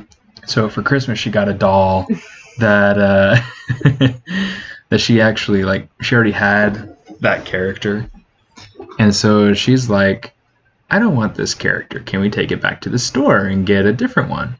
And I thought that was a very mature thing for her to do, you know, not to be like, you know, great, now I've got 2 dolls, or, you know, or not to be like, you know, I don't know. I thought it was a really good reaction on her part that she wanted to return the one and kind of exchange it for something else that she'd like. And you know, so we took her and I made her exchange the doll herself.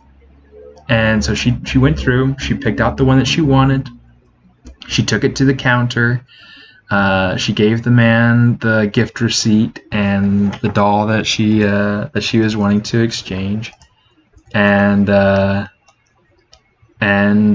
she signed the return receipt and everything herself, and it was awesome. She was 5. It was great.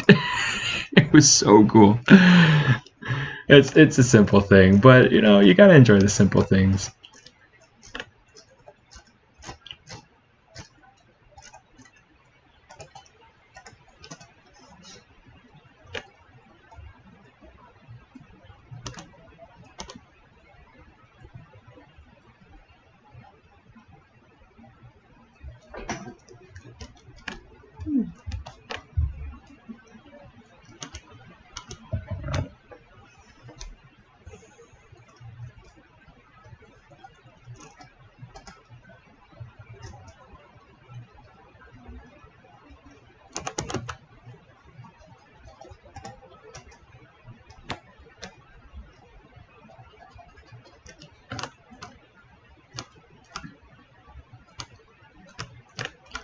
Okay.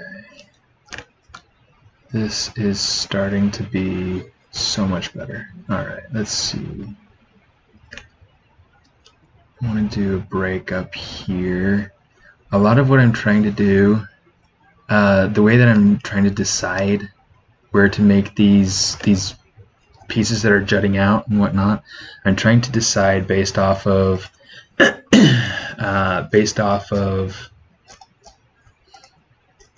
if I'm having too many pieces that are level. I'm trying to decide based on you're really kind of just trying to make variation in height. So over here, what I can do, I'm just going to take this and I'm just going to kind of rotate it out. Let's pull it some too. We can kind of move it up some.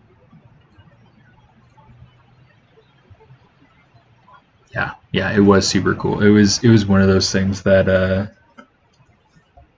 don't know. It still makes me smile just because it was such a cool, like, grown up moment for her, you know.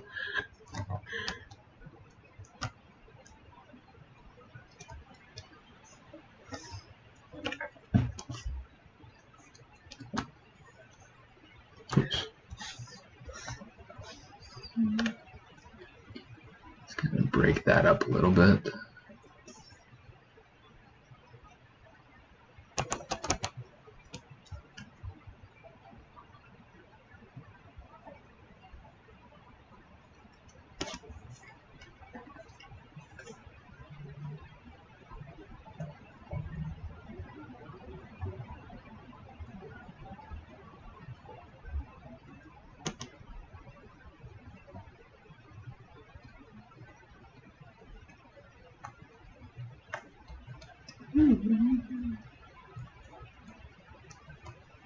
What'd you lose?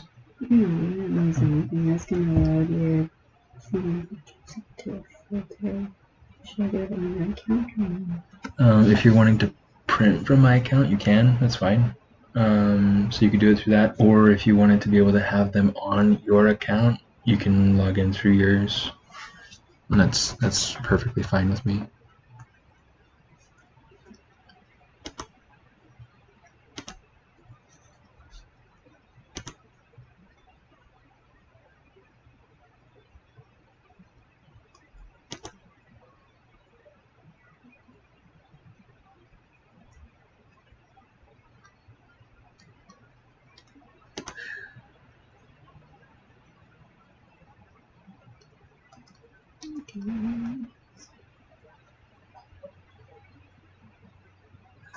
Sounds like the neighbor baby's coughing. Oh, I thought that was because he was a heartbeat. No. Ghost babies. I was proud of Oliver too. Tonight, he when I was giving him a bath,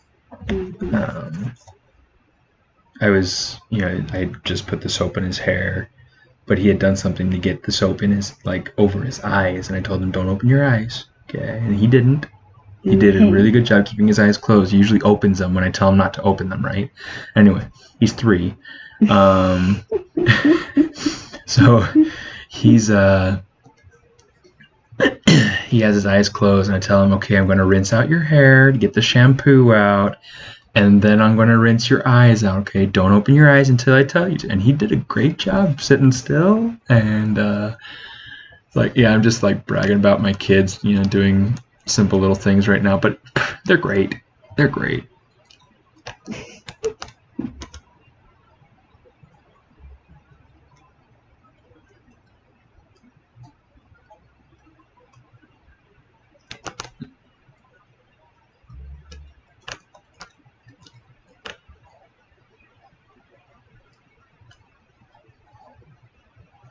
Yeah, John and Jamie say hello, by the way. I don't know who John and Jamie are, but hello. From work. Oh. Hello. I don't think they're on here, but they said hello earlier, and I didn't say anything. Anyway, yeah. Hello, John and Jamie. John Jacob Jingleheimer Schmidt. His name's not my name, too. Whenever I go out, the people always shout, who in the world is John Jacob Jingleheimer Schmidt? Na na na na na na na na. Because no one really knows, right? No one really knows.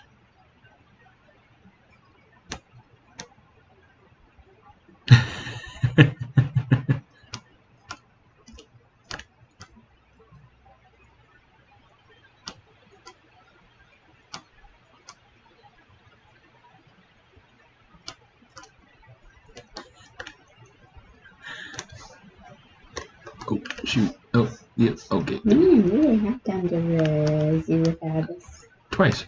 Oh. Does it look like I went more times than that? Yeah. I thought about going today because it was the weather is just amazing, right? But no, I just didn't feel like I had time. The weather is nice, but at the same time, it makes me gloomy.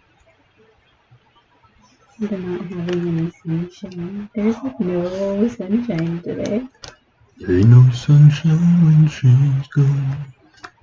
It's strange not to have any sun. It's not home when she's away.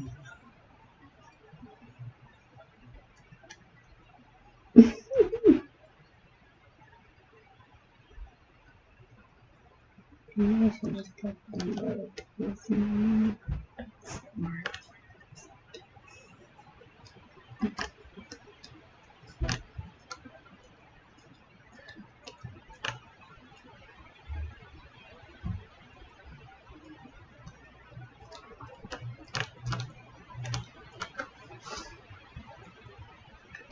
Okay. This sort of process, like working with rocks, it always takes a ton of time. But it's starting to turn into something, and that's the important part. Okay, so let me see. Let's get a little bit of a variation in height here. Okay, so here's what we're going to do.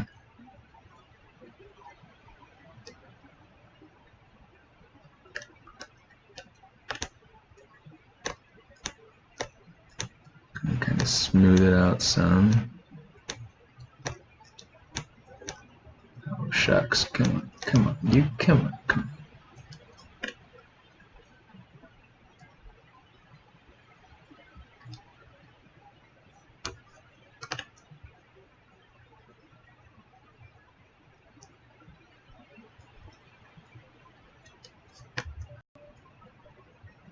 Okay, so right here could be kind of an interesting spot to add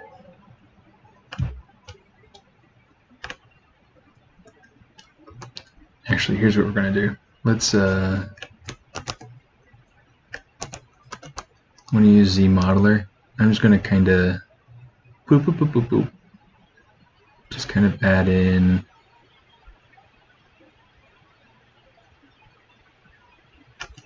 it's a little bit too much. Let's just come over here and let's do it like this. That'll be enough right now. Okay, so if I hold Control after dragging that out a little bit, that'll make it this own separate island, which is awesome. Okay, just awesome. Okay. Control W just to make that its own thing. Okay, so what we want to do, QMesh island, just kind of bring it up like that. Come on. And then let's deformize that a little bit.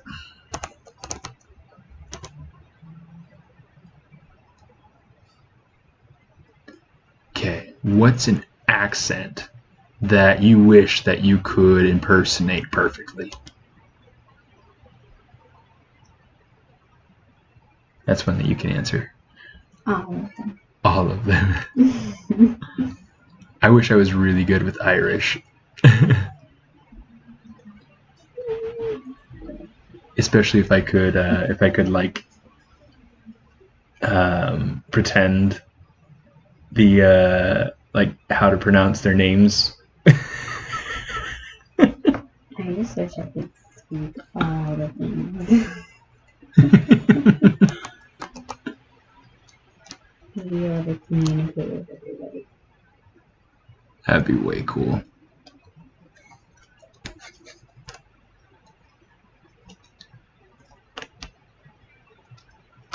But alas, I'm limited.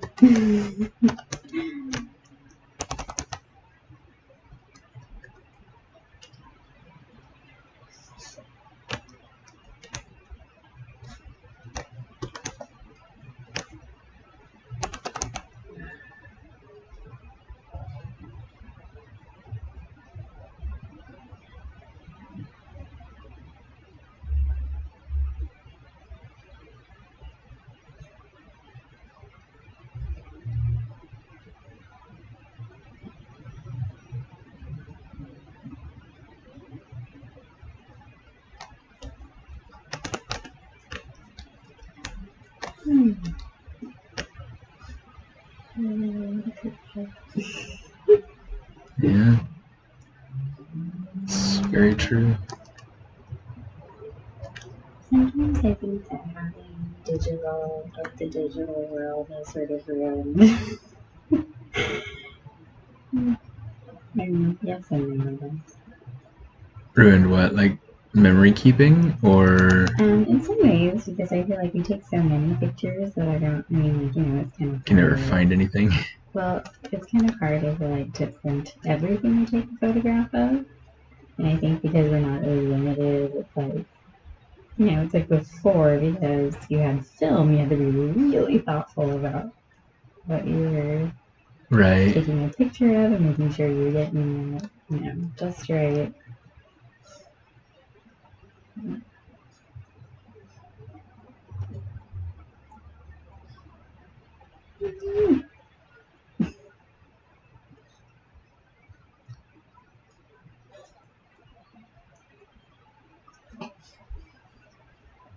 Russian would be another cool one. Yeah. And Yeah, that would be a cool one to learn, for sure. And that is actual Russian too. So I learned it through Russian gal. I know, and I repeated it like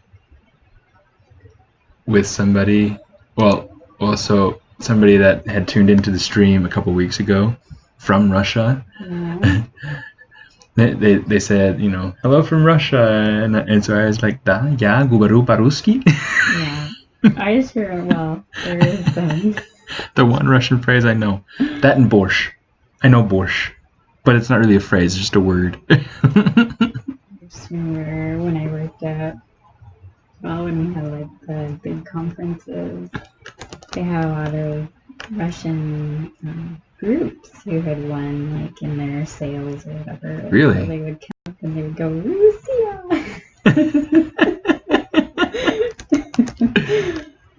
Yeah. Did Elena cheer along with them at all, or? No. But I learned words like spasiba, до свидания. До свидания, yeah. Yeah, that's and bratva means brotherhood. Hmm.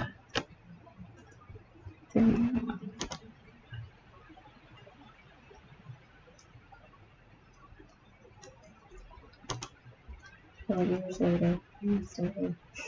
I keep losing my place. No. ¿Qué onda? I keep losing my place. Oh, I hate that.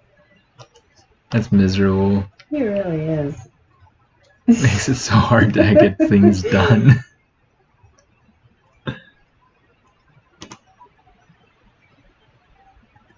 Okay, so now,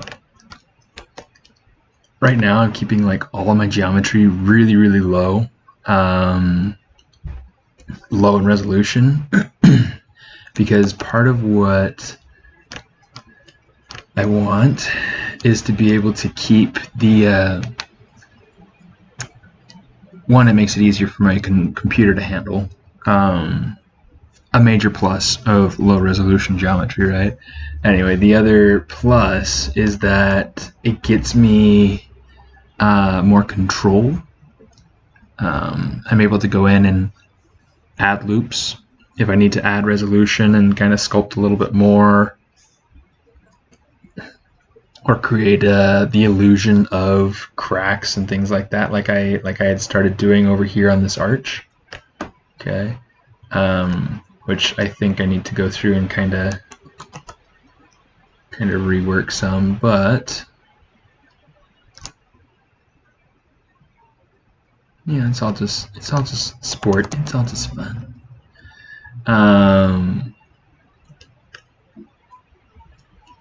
The other thing that is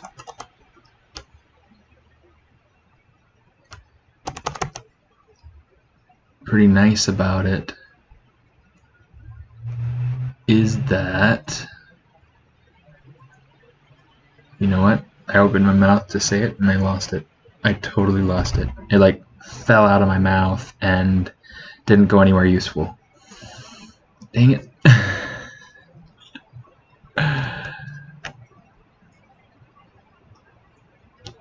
happens way too often.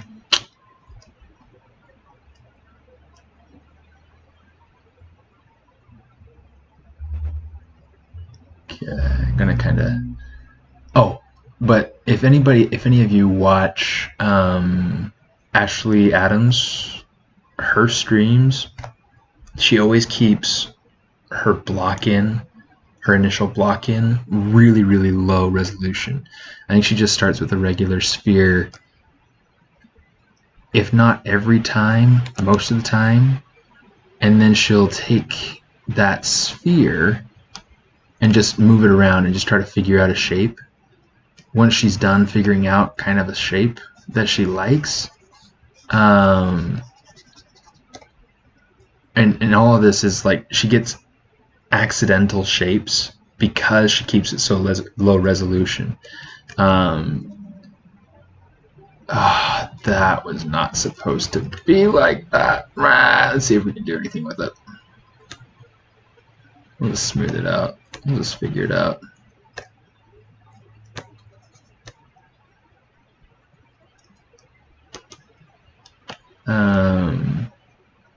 Yeah, but because she keeps it so low res when she's working on stuff, it makes it so that she gets just kind of out of control geometry, out of control shapes, but she's able to take those out of control shapes and channel them into being something real, which is a super awesome technique. It's tricky to use if you're trying to make something specific, but for what she's doing with it, in being, you know, more of like a conceptual sort of sculpt type thing, it's really good for that recreational sculpting, you know, just fun, just fun.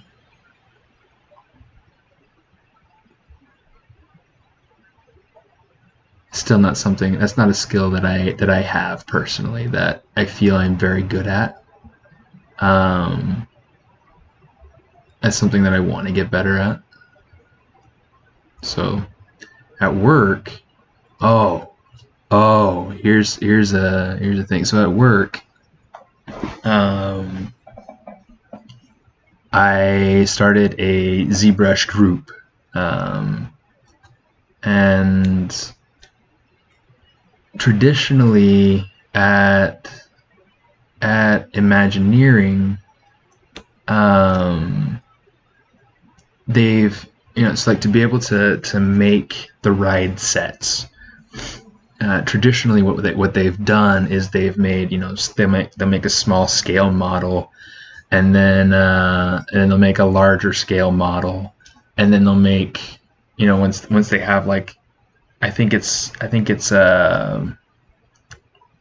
1/15th or 1/20th scale model of the whole ride built out. They'll measure it out, they'll plot it out, and then they'll build the big set for the whole ride. And it's absolutely incredible. But one of the things that we're trying to do is transition so that it's more of a digital workflow, which is really, really cool. It's really good for me because, you know, I'm digital. But so one of the things that I have done at work is create a group aimed at helping people kind of transition from a more traditional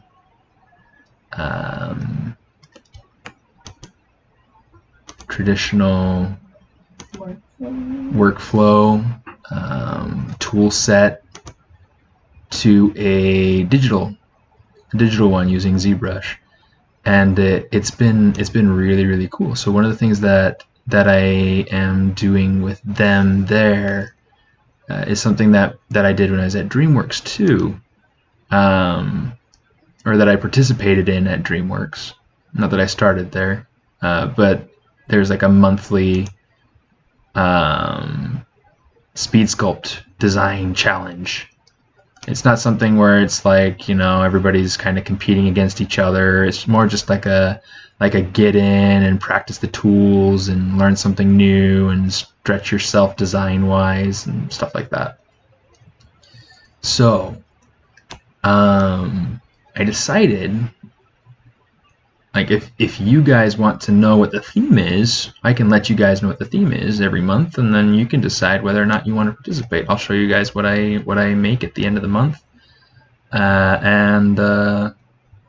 yeah, feel free to like share links and everything to what it is that you came up with, and we can start to maybe make this make the first stream of the month be a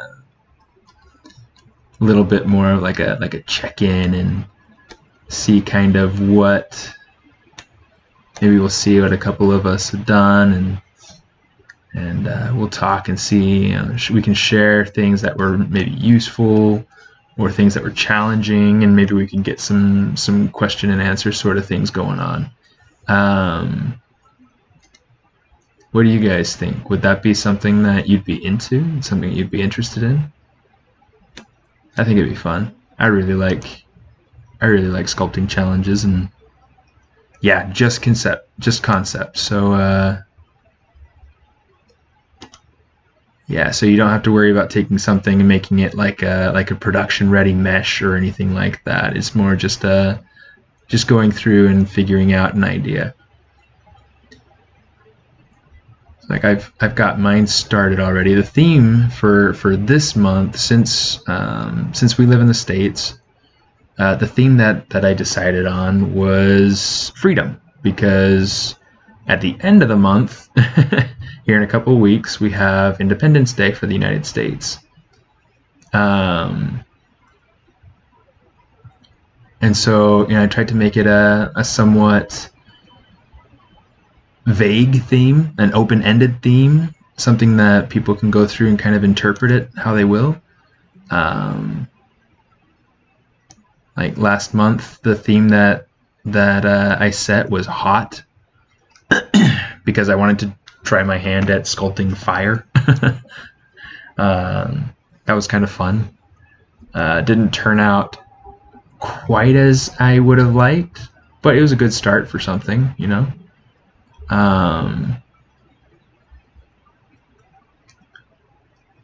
So yeah, if you would like to participate, the theme for the month of June, going over the next couple of weeks,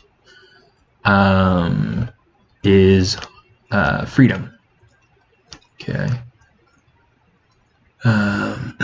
So you can either take that idea, that one word, you can have as much freedom with it as you will. You know, you can go through and do something that's patriotic and something that's relevant to you and your country, or I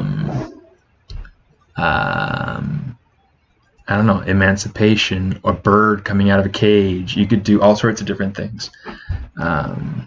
Many different applications for the word freedom. Freedom. Let freedom ring.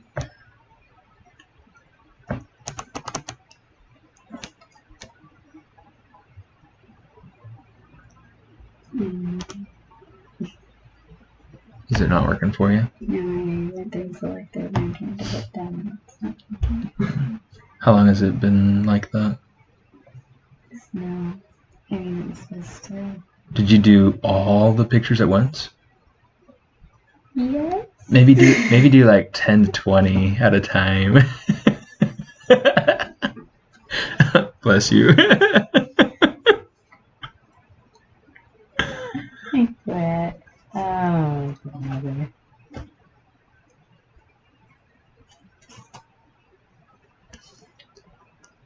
Yeah. So the idea is for it to be just really creative, and for it to be a time where people can just kind of let themselves go conceptually. I'm not going to show you what I've started on mine yet, because one, it's got a long way to go, but 2, I don't want to taint your idea of what you saw when you first heard the theme. So, yeah.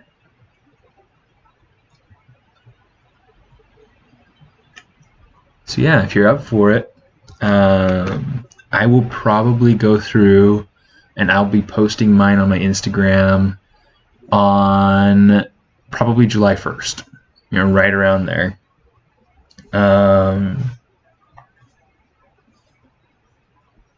Maybe July 2nd. July 2nd is when the Declaration of Independence was signed, so we'll do that. We'll do that, July 2nd. And then, yeah, and then I'll share it with you guys probably on my personal stream next week. Next week we have the team stream on Tuesday. It'll be on Tuesday. So next Friday there'll be a different streamer. And then I'll be back on the week after that. If you want, how's your battery?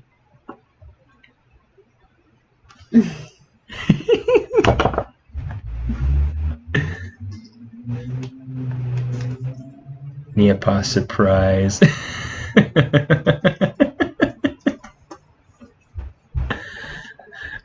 Did that come out about right? No.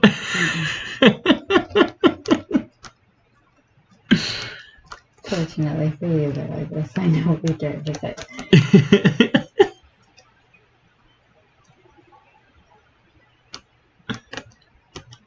My wife understands me. I'm lucky.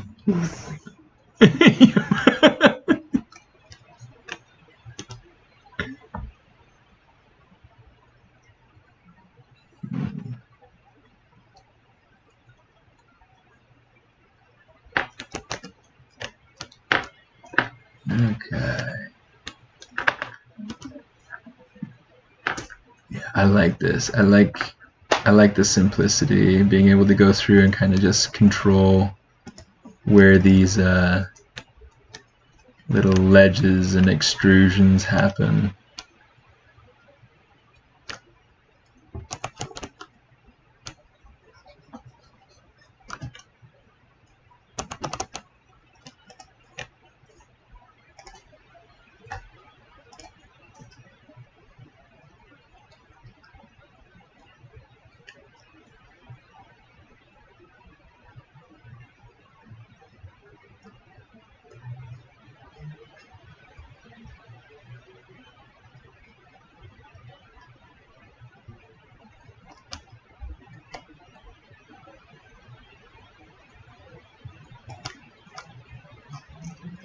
Draw, resume.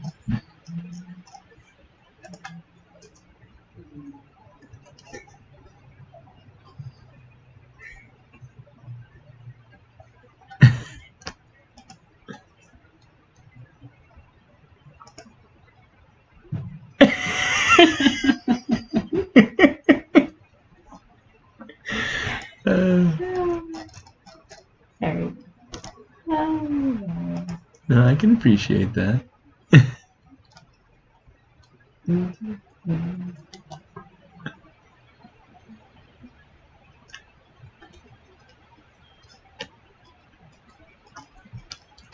Okay, so making this, right now the goal is to kind of make it look like rock, and then to go ahead and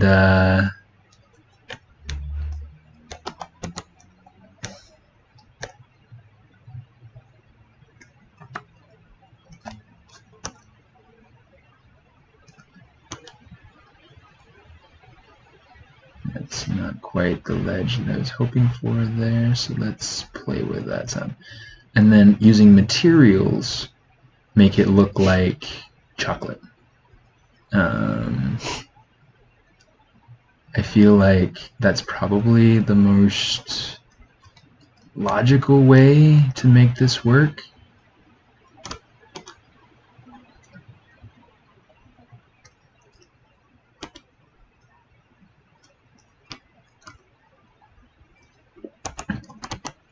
one of the things that we would do at DreamWorks to be able to work with like rock work. I mean, right here you can see there's not a very defined line kind of coming down. So what we would do is we would use the pinch brush and just use the alternative function. And that's just kind of a way to be able to get more of a defined crease down there. If you're not worried about super clean, awesome, rock solid topology.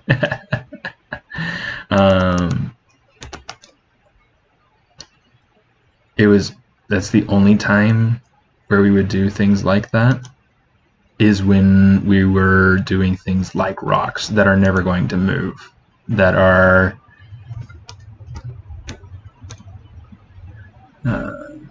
stationary.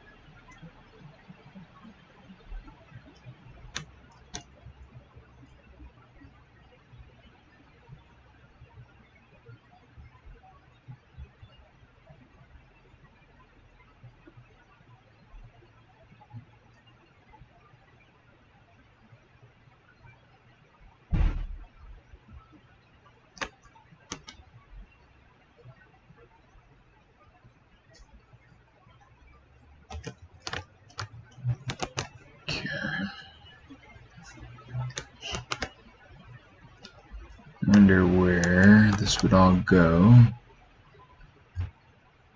if I were to use insert. Cool, it all terminated. That's great. Now actually let's ask it.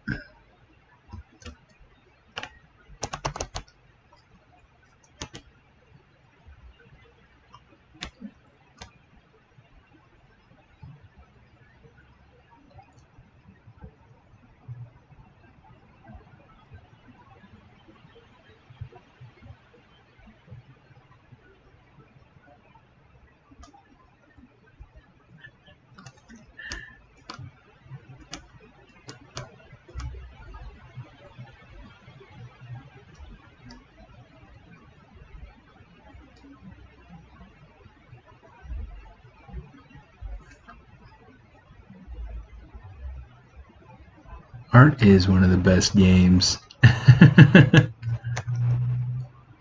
Thank you very much.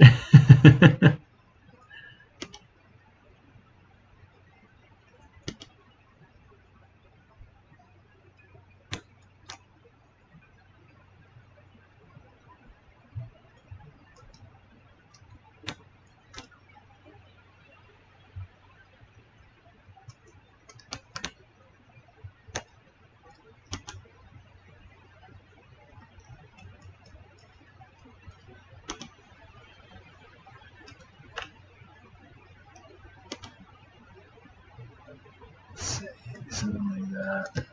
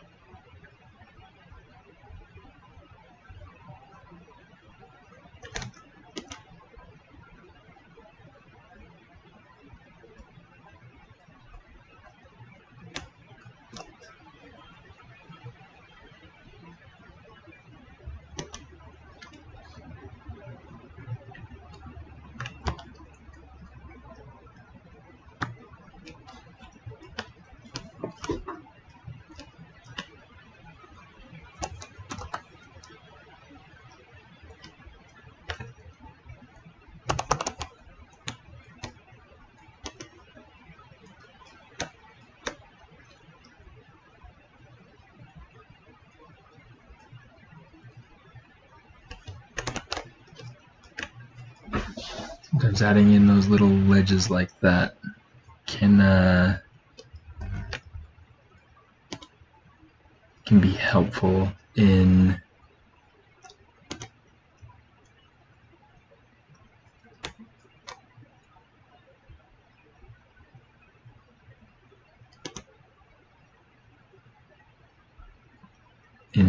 helping to define hard surface edges and things like that. It helps to kind of vary up the. In fact, let's vary up the thickness here.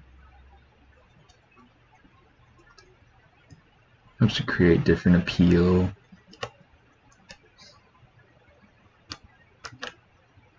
Here's what we're gonna do. Let's come up here.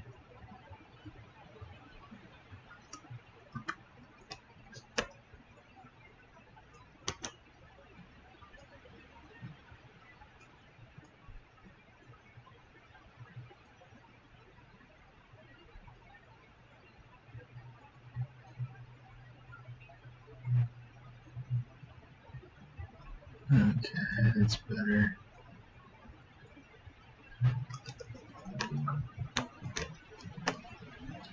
This is feeling too flat, so we're going to break it up.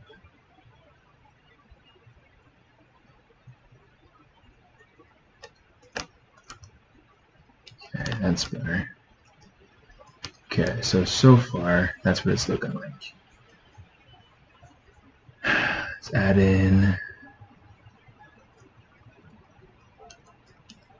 our stuff again.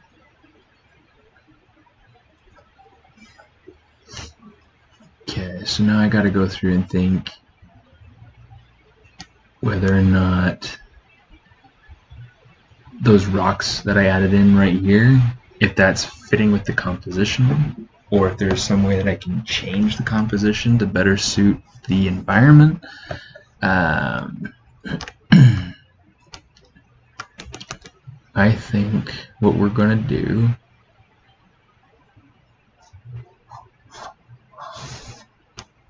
is do this, and then we'll do this, and this, and that.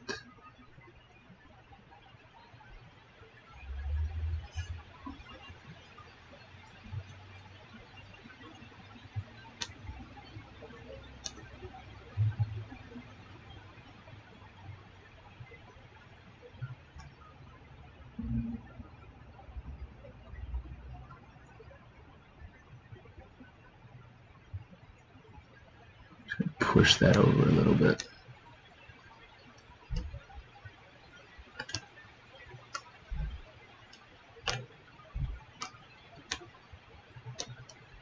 Okay, let's do that, and then we'll push it over this way some.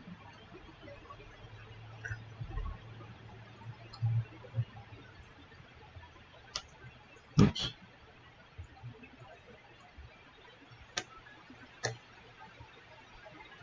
Yeah, I might have to reposition this dragon a little bit. I think I will. So let's say transpose set. Let's add this in.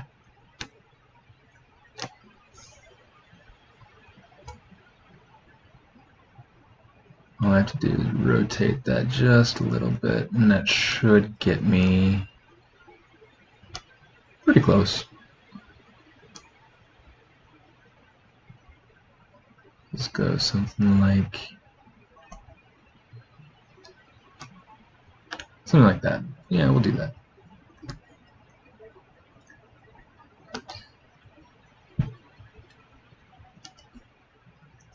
Turn that off. All right.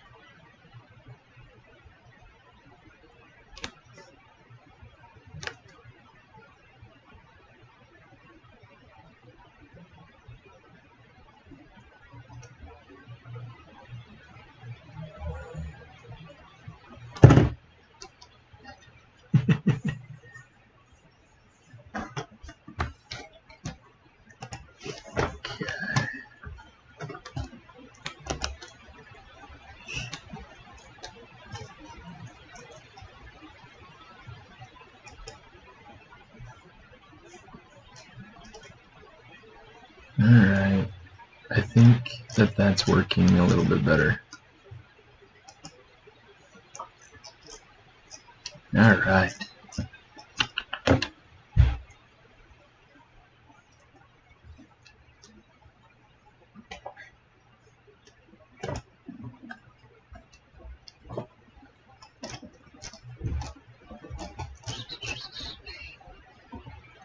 Okay, still a long, long way to go. Let's save it so we don't lose it.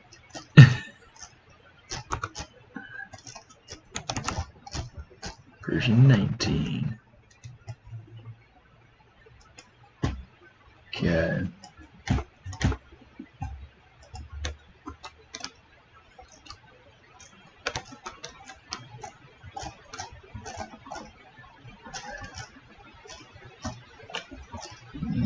For those of you who were around last week, I started a new character.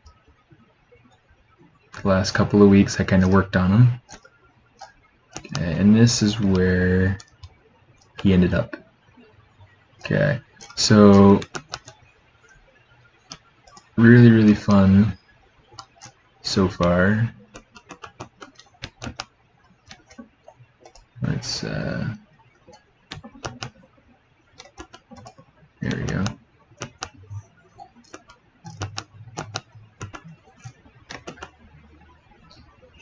Let's turn off the fill. Okay, so far this is what he's looking like. Okay. I do think I want to go through and kind of like this little part underneath his neck. I want to kind of make sure that this is kind of filled in more. It feels like there's too much separation between the his under the chin and his chest. I kind of want to fill that in some. So I'll adjust the topology coming through here so that it bunches up and really feels like he's filled out. But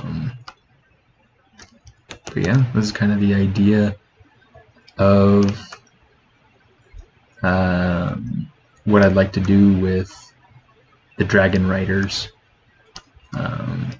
Oh, and I wanted to give him a vest, but I haven't done that yet.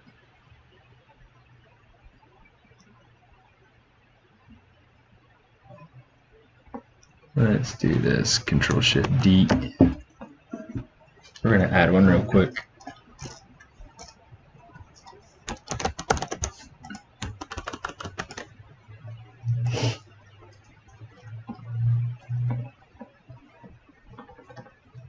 Say delete higher, we're going to say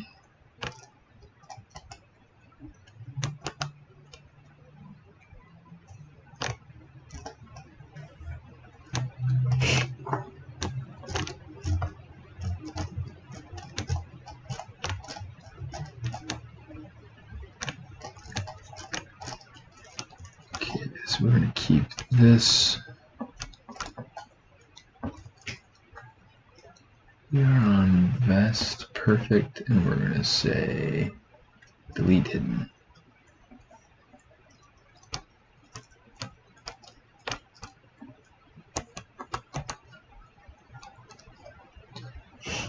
Say delete poly loop.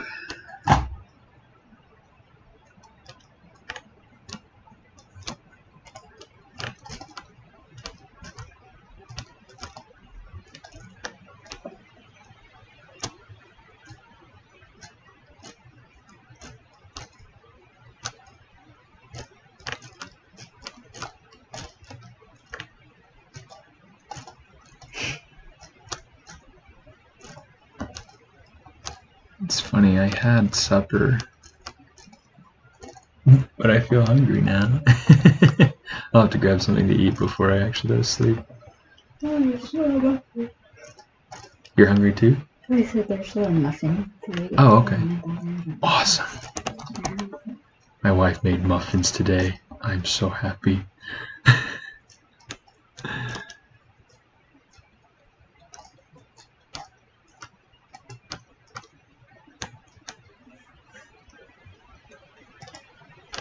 Okay, let me see.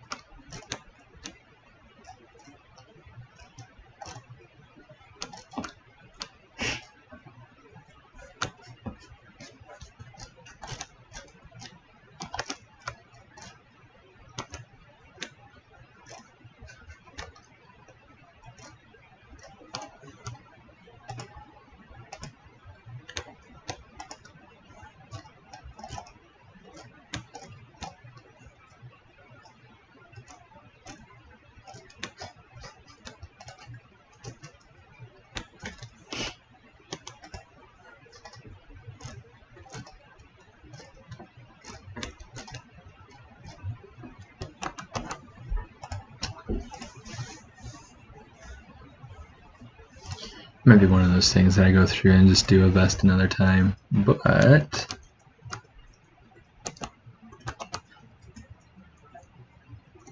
me see, let's say insert, get rid of those, put one in there, I'll take these out, get rid of every other loop.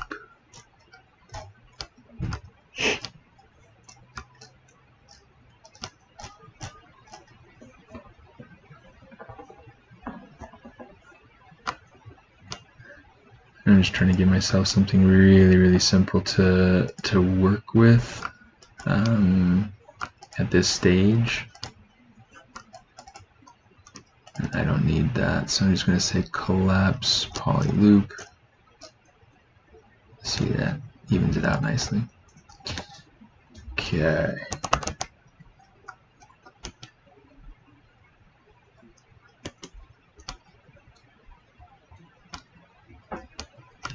Alright.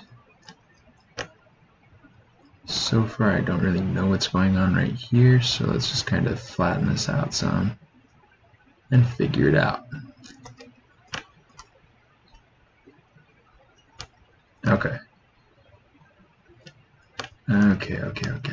So what I want to do is I want to have this loop up and around. So the best way for me to do that, I'm going to bridge this together. Okay. Then I'm going to, let's say, mirror and weld, because that'll get me an edge right in the center.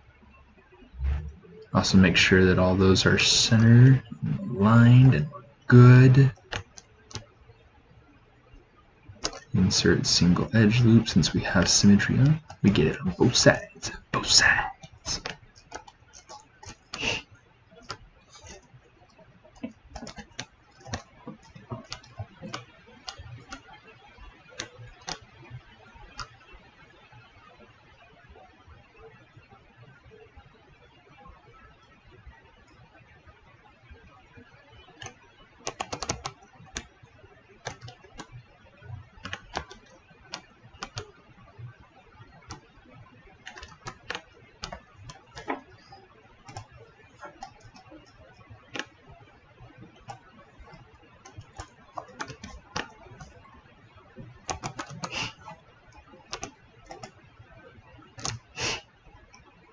Bridge.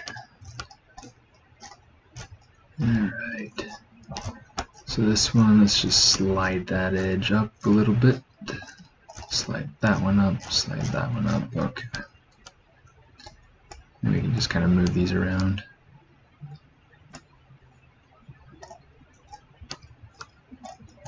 Alright.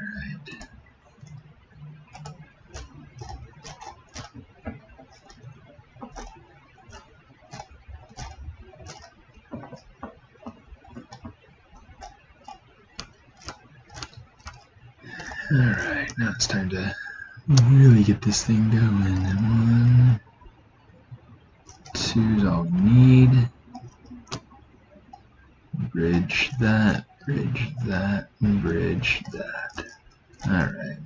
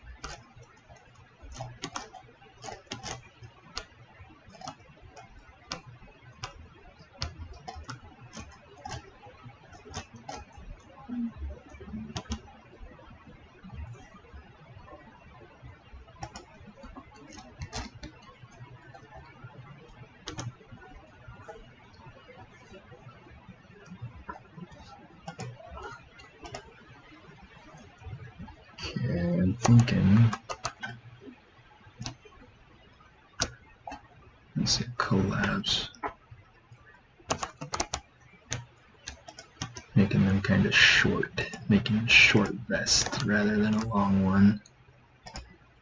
And I'm thinking I'll probably have, you know, something unique about each of the writers. Maybe I'll have one old, one young, or I'll have, yeah, there's different things like that. Different variations in clothing, slightly even. But yeah, something to kind of keep it so that you could identify each dragon rider as themselves rather than being like, that one's Bill and that one's Ted.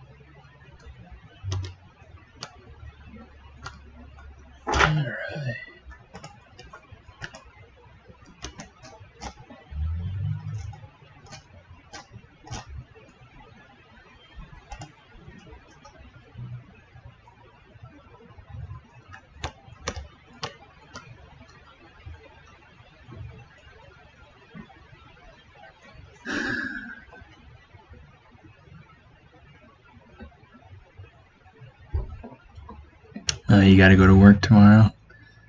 Gonna do the sleeping. Yeah, the close eyeing. Yeah, that's the new official term for it. Adopted in 38 states and the UK.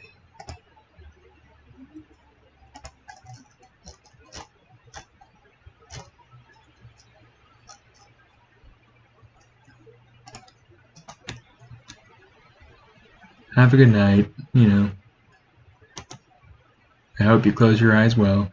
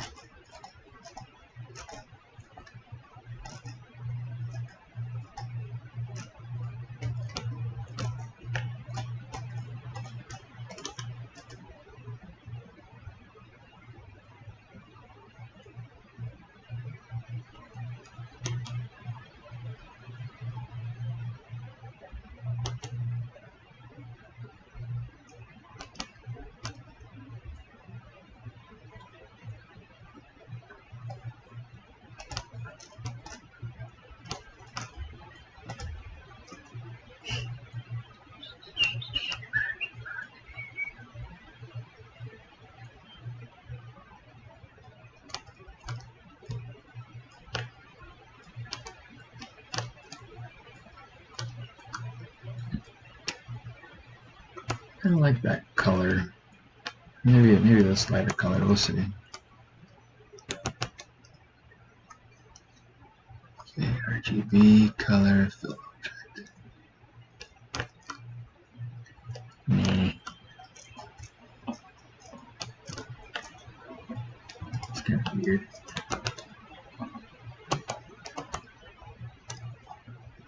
Let's go ahead, extrude all polygons.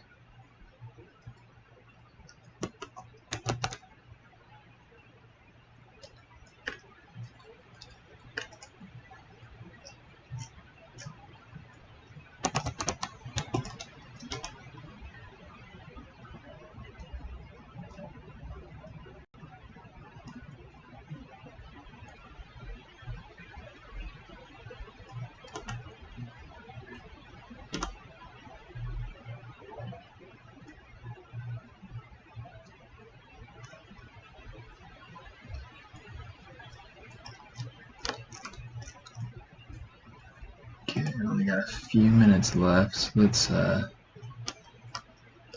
let's wrap this up.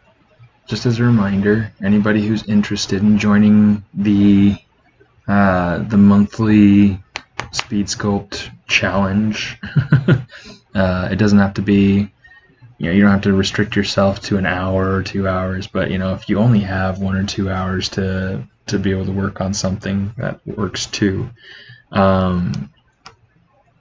Just go ahead and just take a little bit of time. Do a sculpt based off of the theme freedom. Just something fun. And or it can be anything that has anything to do with with freedom. Okay, so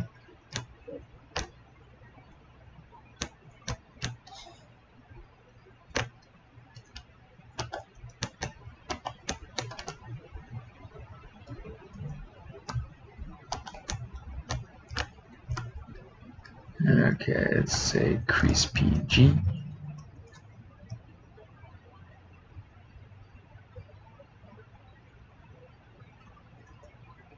Two, three.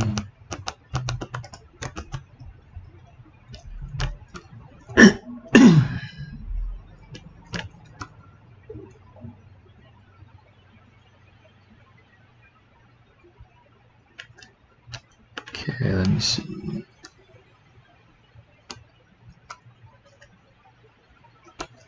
Let's just do this. Let's go color fill object. Does that work? That kind of works. It works for now. We'll call it good.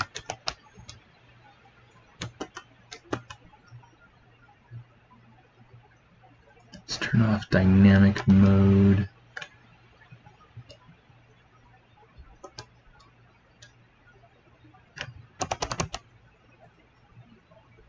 Okay, so here's something I want to do is I want to kind of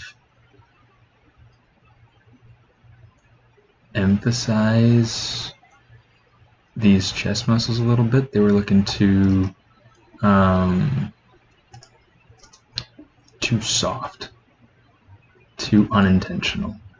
So by controlling where this edge loop comes in, I can make it feel much more intentional.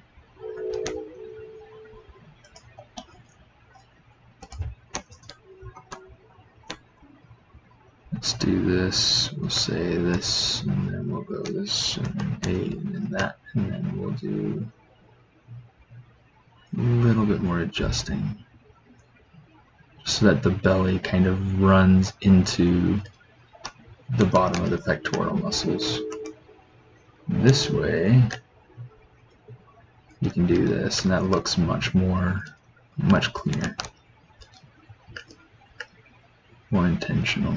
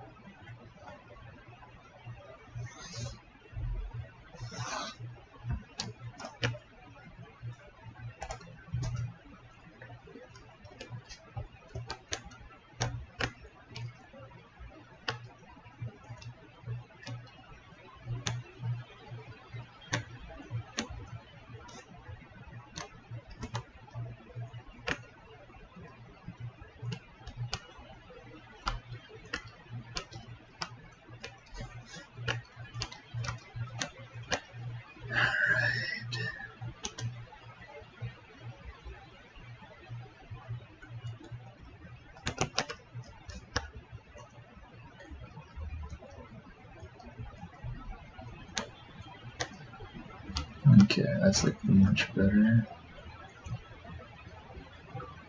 Just for the sake of checking it without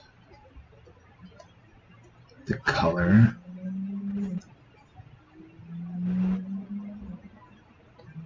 There we go.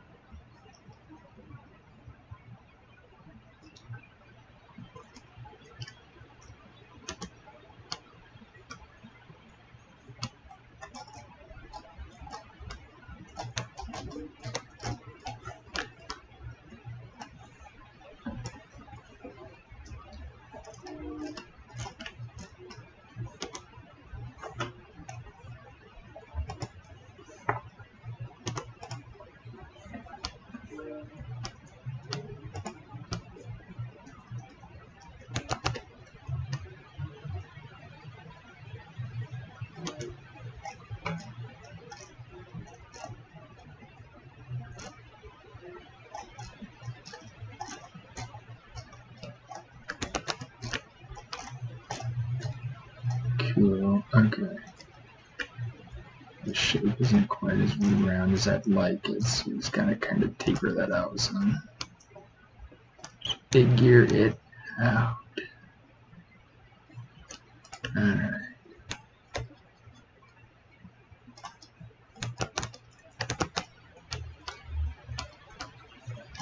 Cool. Okay, so one of the things that I focused on, you'll notice that if this is what the old head looked like from last week, when I finished it up last week. I went through and changed very slightly, but you can still kind of tell, that there's a little bit less definition here in the corner, in the nasolabial fold. So this is the old one, the new one, old, new. Still some fixing to do, but you know, that'll come with time, I guess.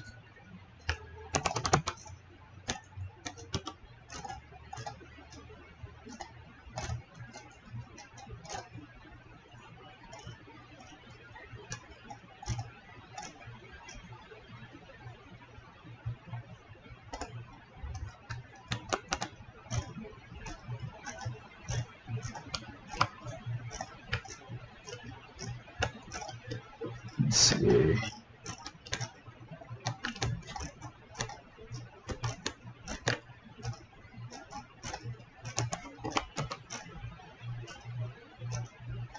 I'm going to kind of inflate this some.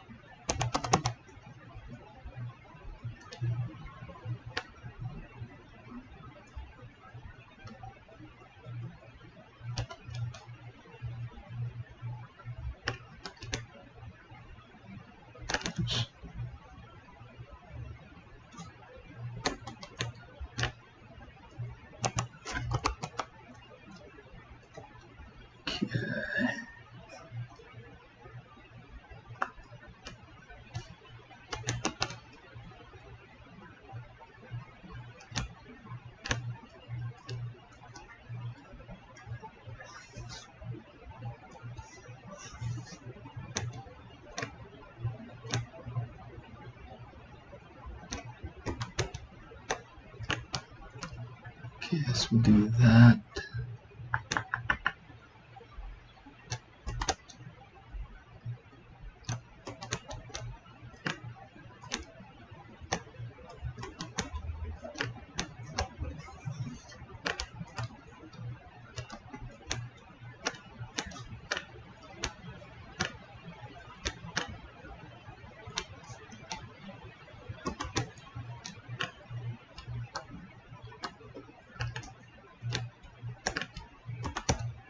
Yeah, that's better.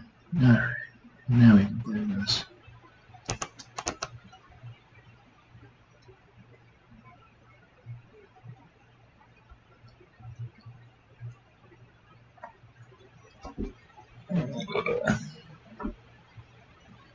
Alright. Alright.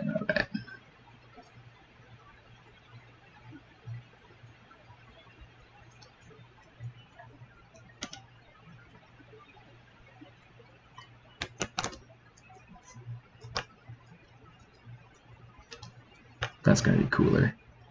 I like that already.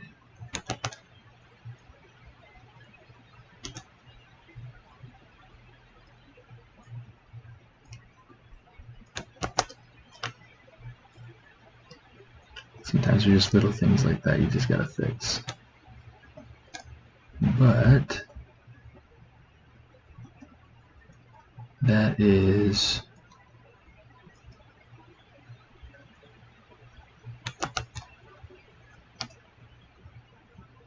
so much cooler than it was.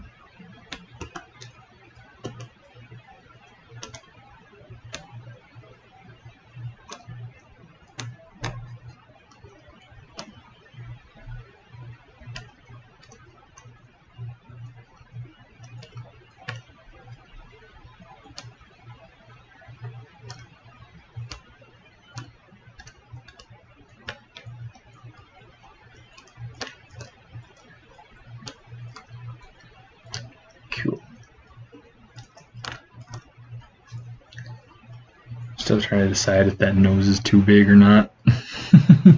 But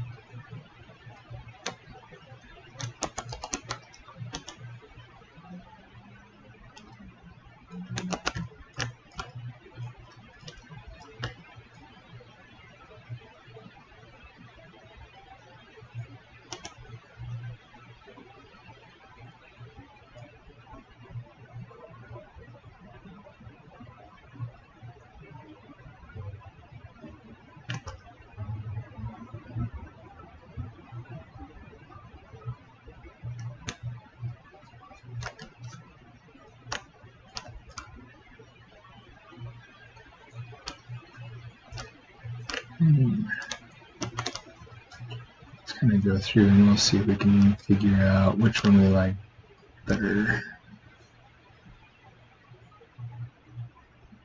Step back to the floor.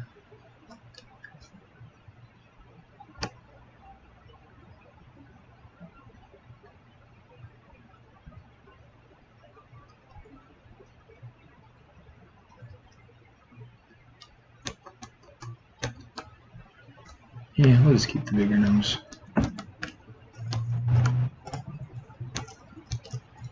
Not a big deal.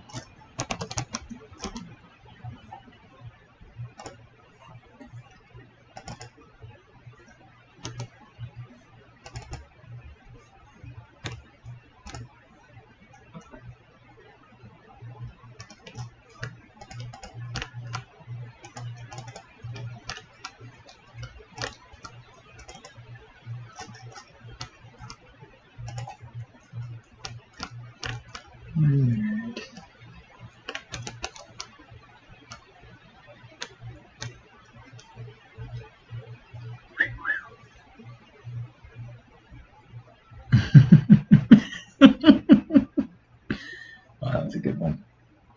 Oh, I like that one too.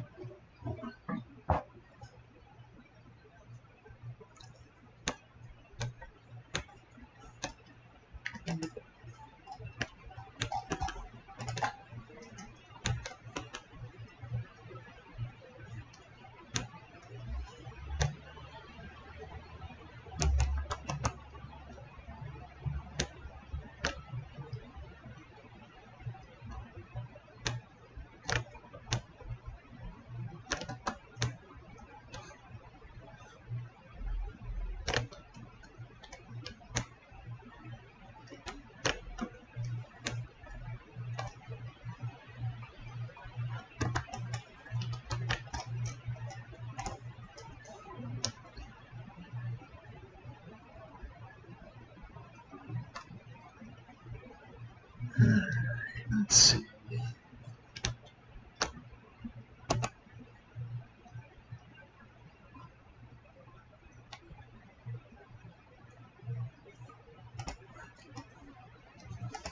Say curve tube. Actually, you can use the curve tube, the curve strap snap.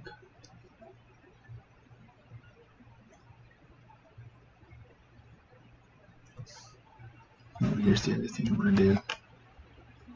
Let's go over here. Put in one.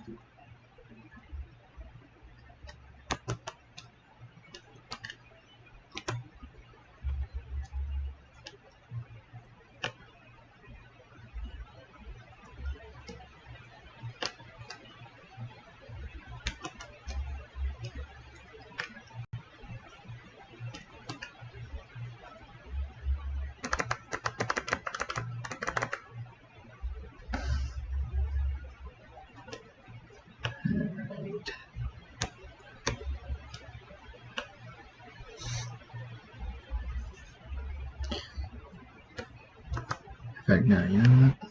Let's do this. Let's do it this way. Because it might be easier to just go through here and say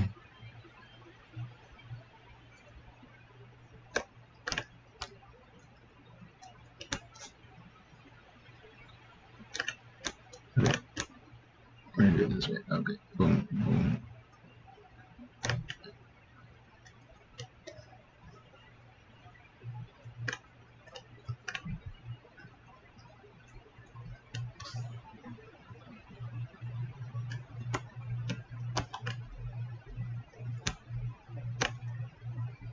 Okay, so we've got this.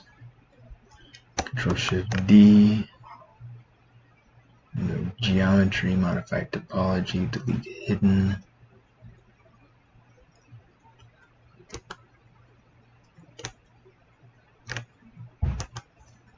Okay. So now with this,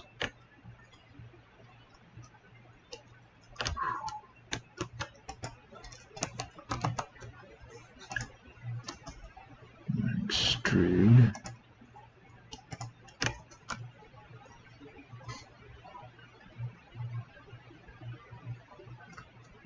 Display properties, flip.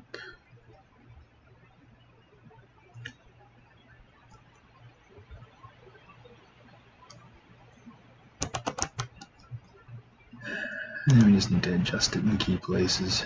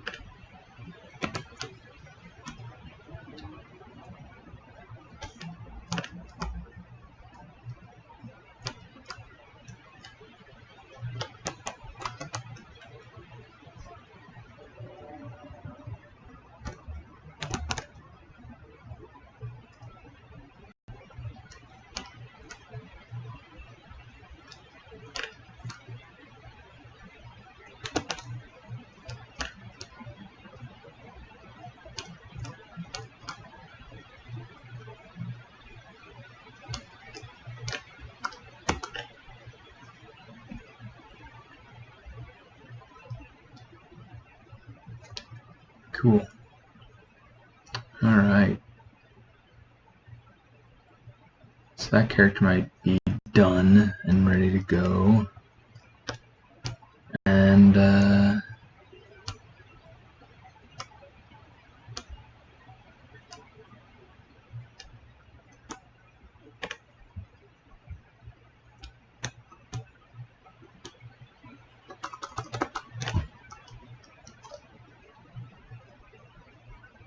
dang it.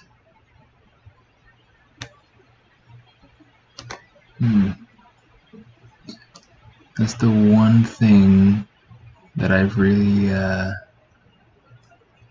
struggled with the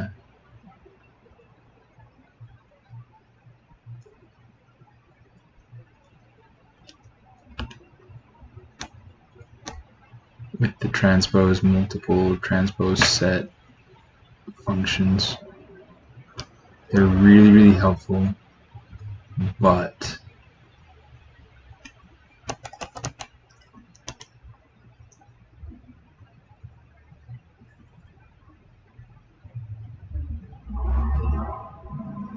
it's really it can get really frustrating if you're trying to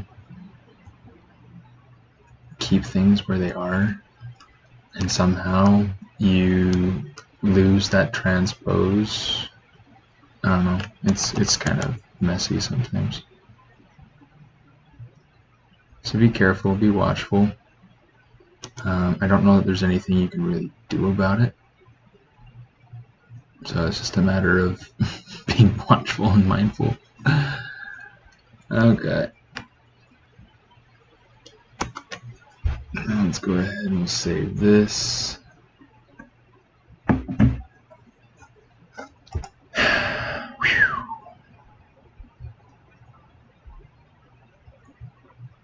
Okay. We are going to call that good for tonight.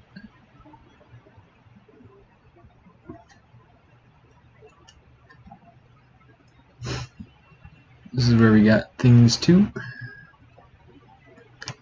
We were able to do a lot of little projects, a lot of little pieces of the project. We were able to kind of tweak the dragons a little bit. We were able to work on the rock, which is coming along. Still really rough, but it's coming along. Okay. And we were also able to go ahead and tweak our character a little bit, our secondary characters. Okay, so so far this is turning out really fun. I'm starting to have a lot of personality, and really looking forward to seeing how it goes the rest of the way. All right, cool. Well, great. Thanks for coming and joining with me. Remember, if you're interested in joining the sculpting challenge, the theme for the month of June is freedom, and we'll follow up with it first Friday of the month of July. I'll see you around, and have a wonderful week. See you Tuesday.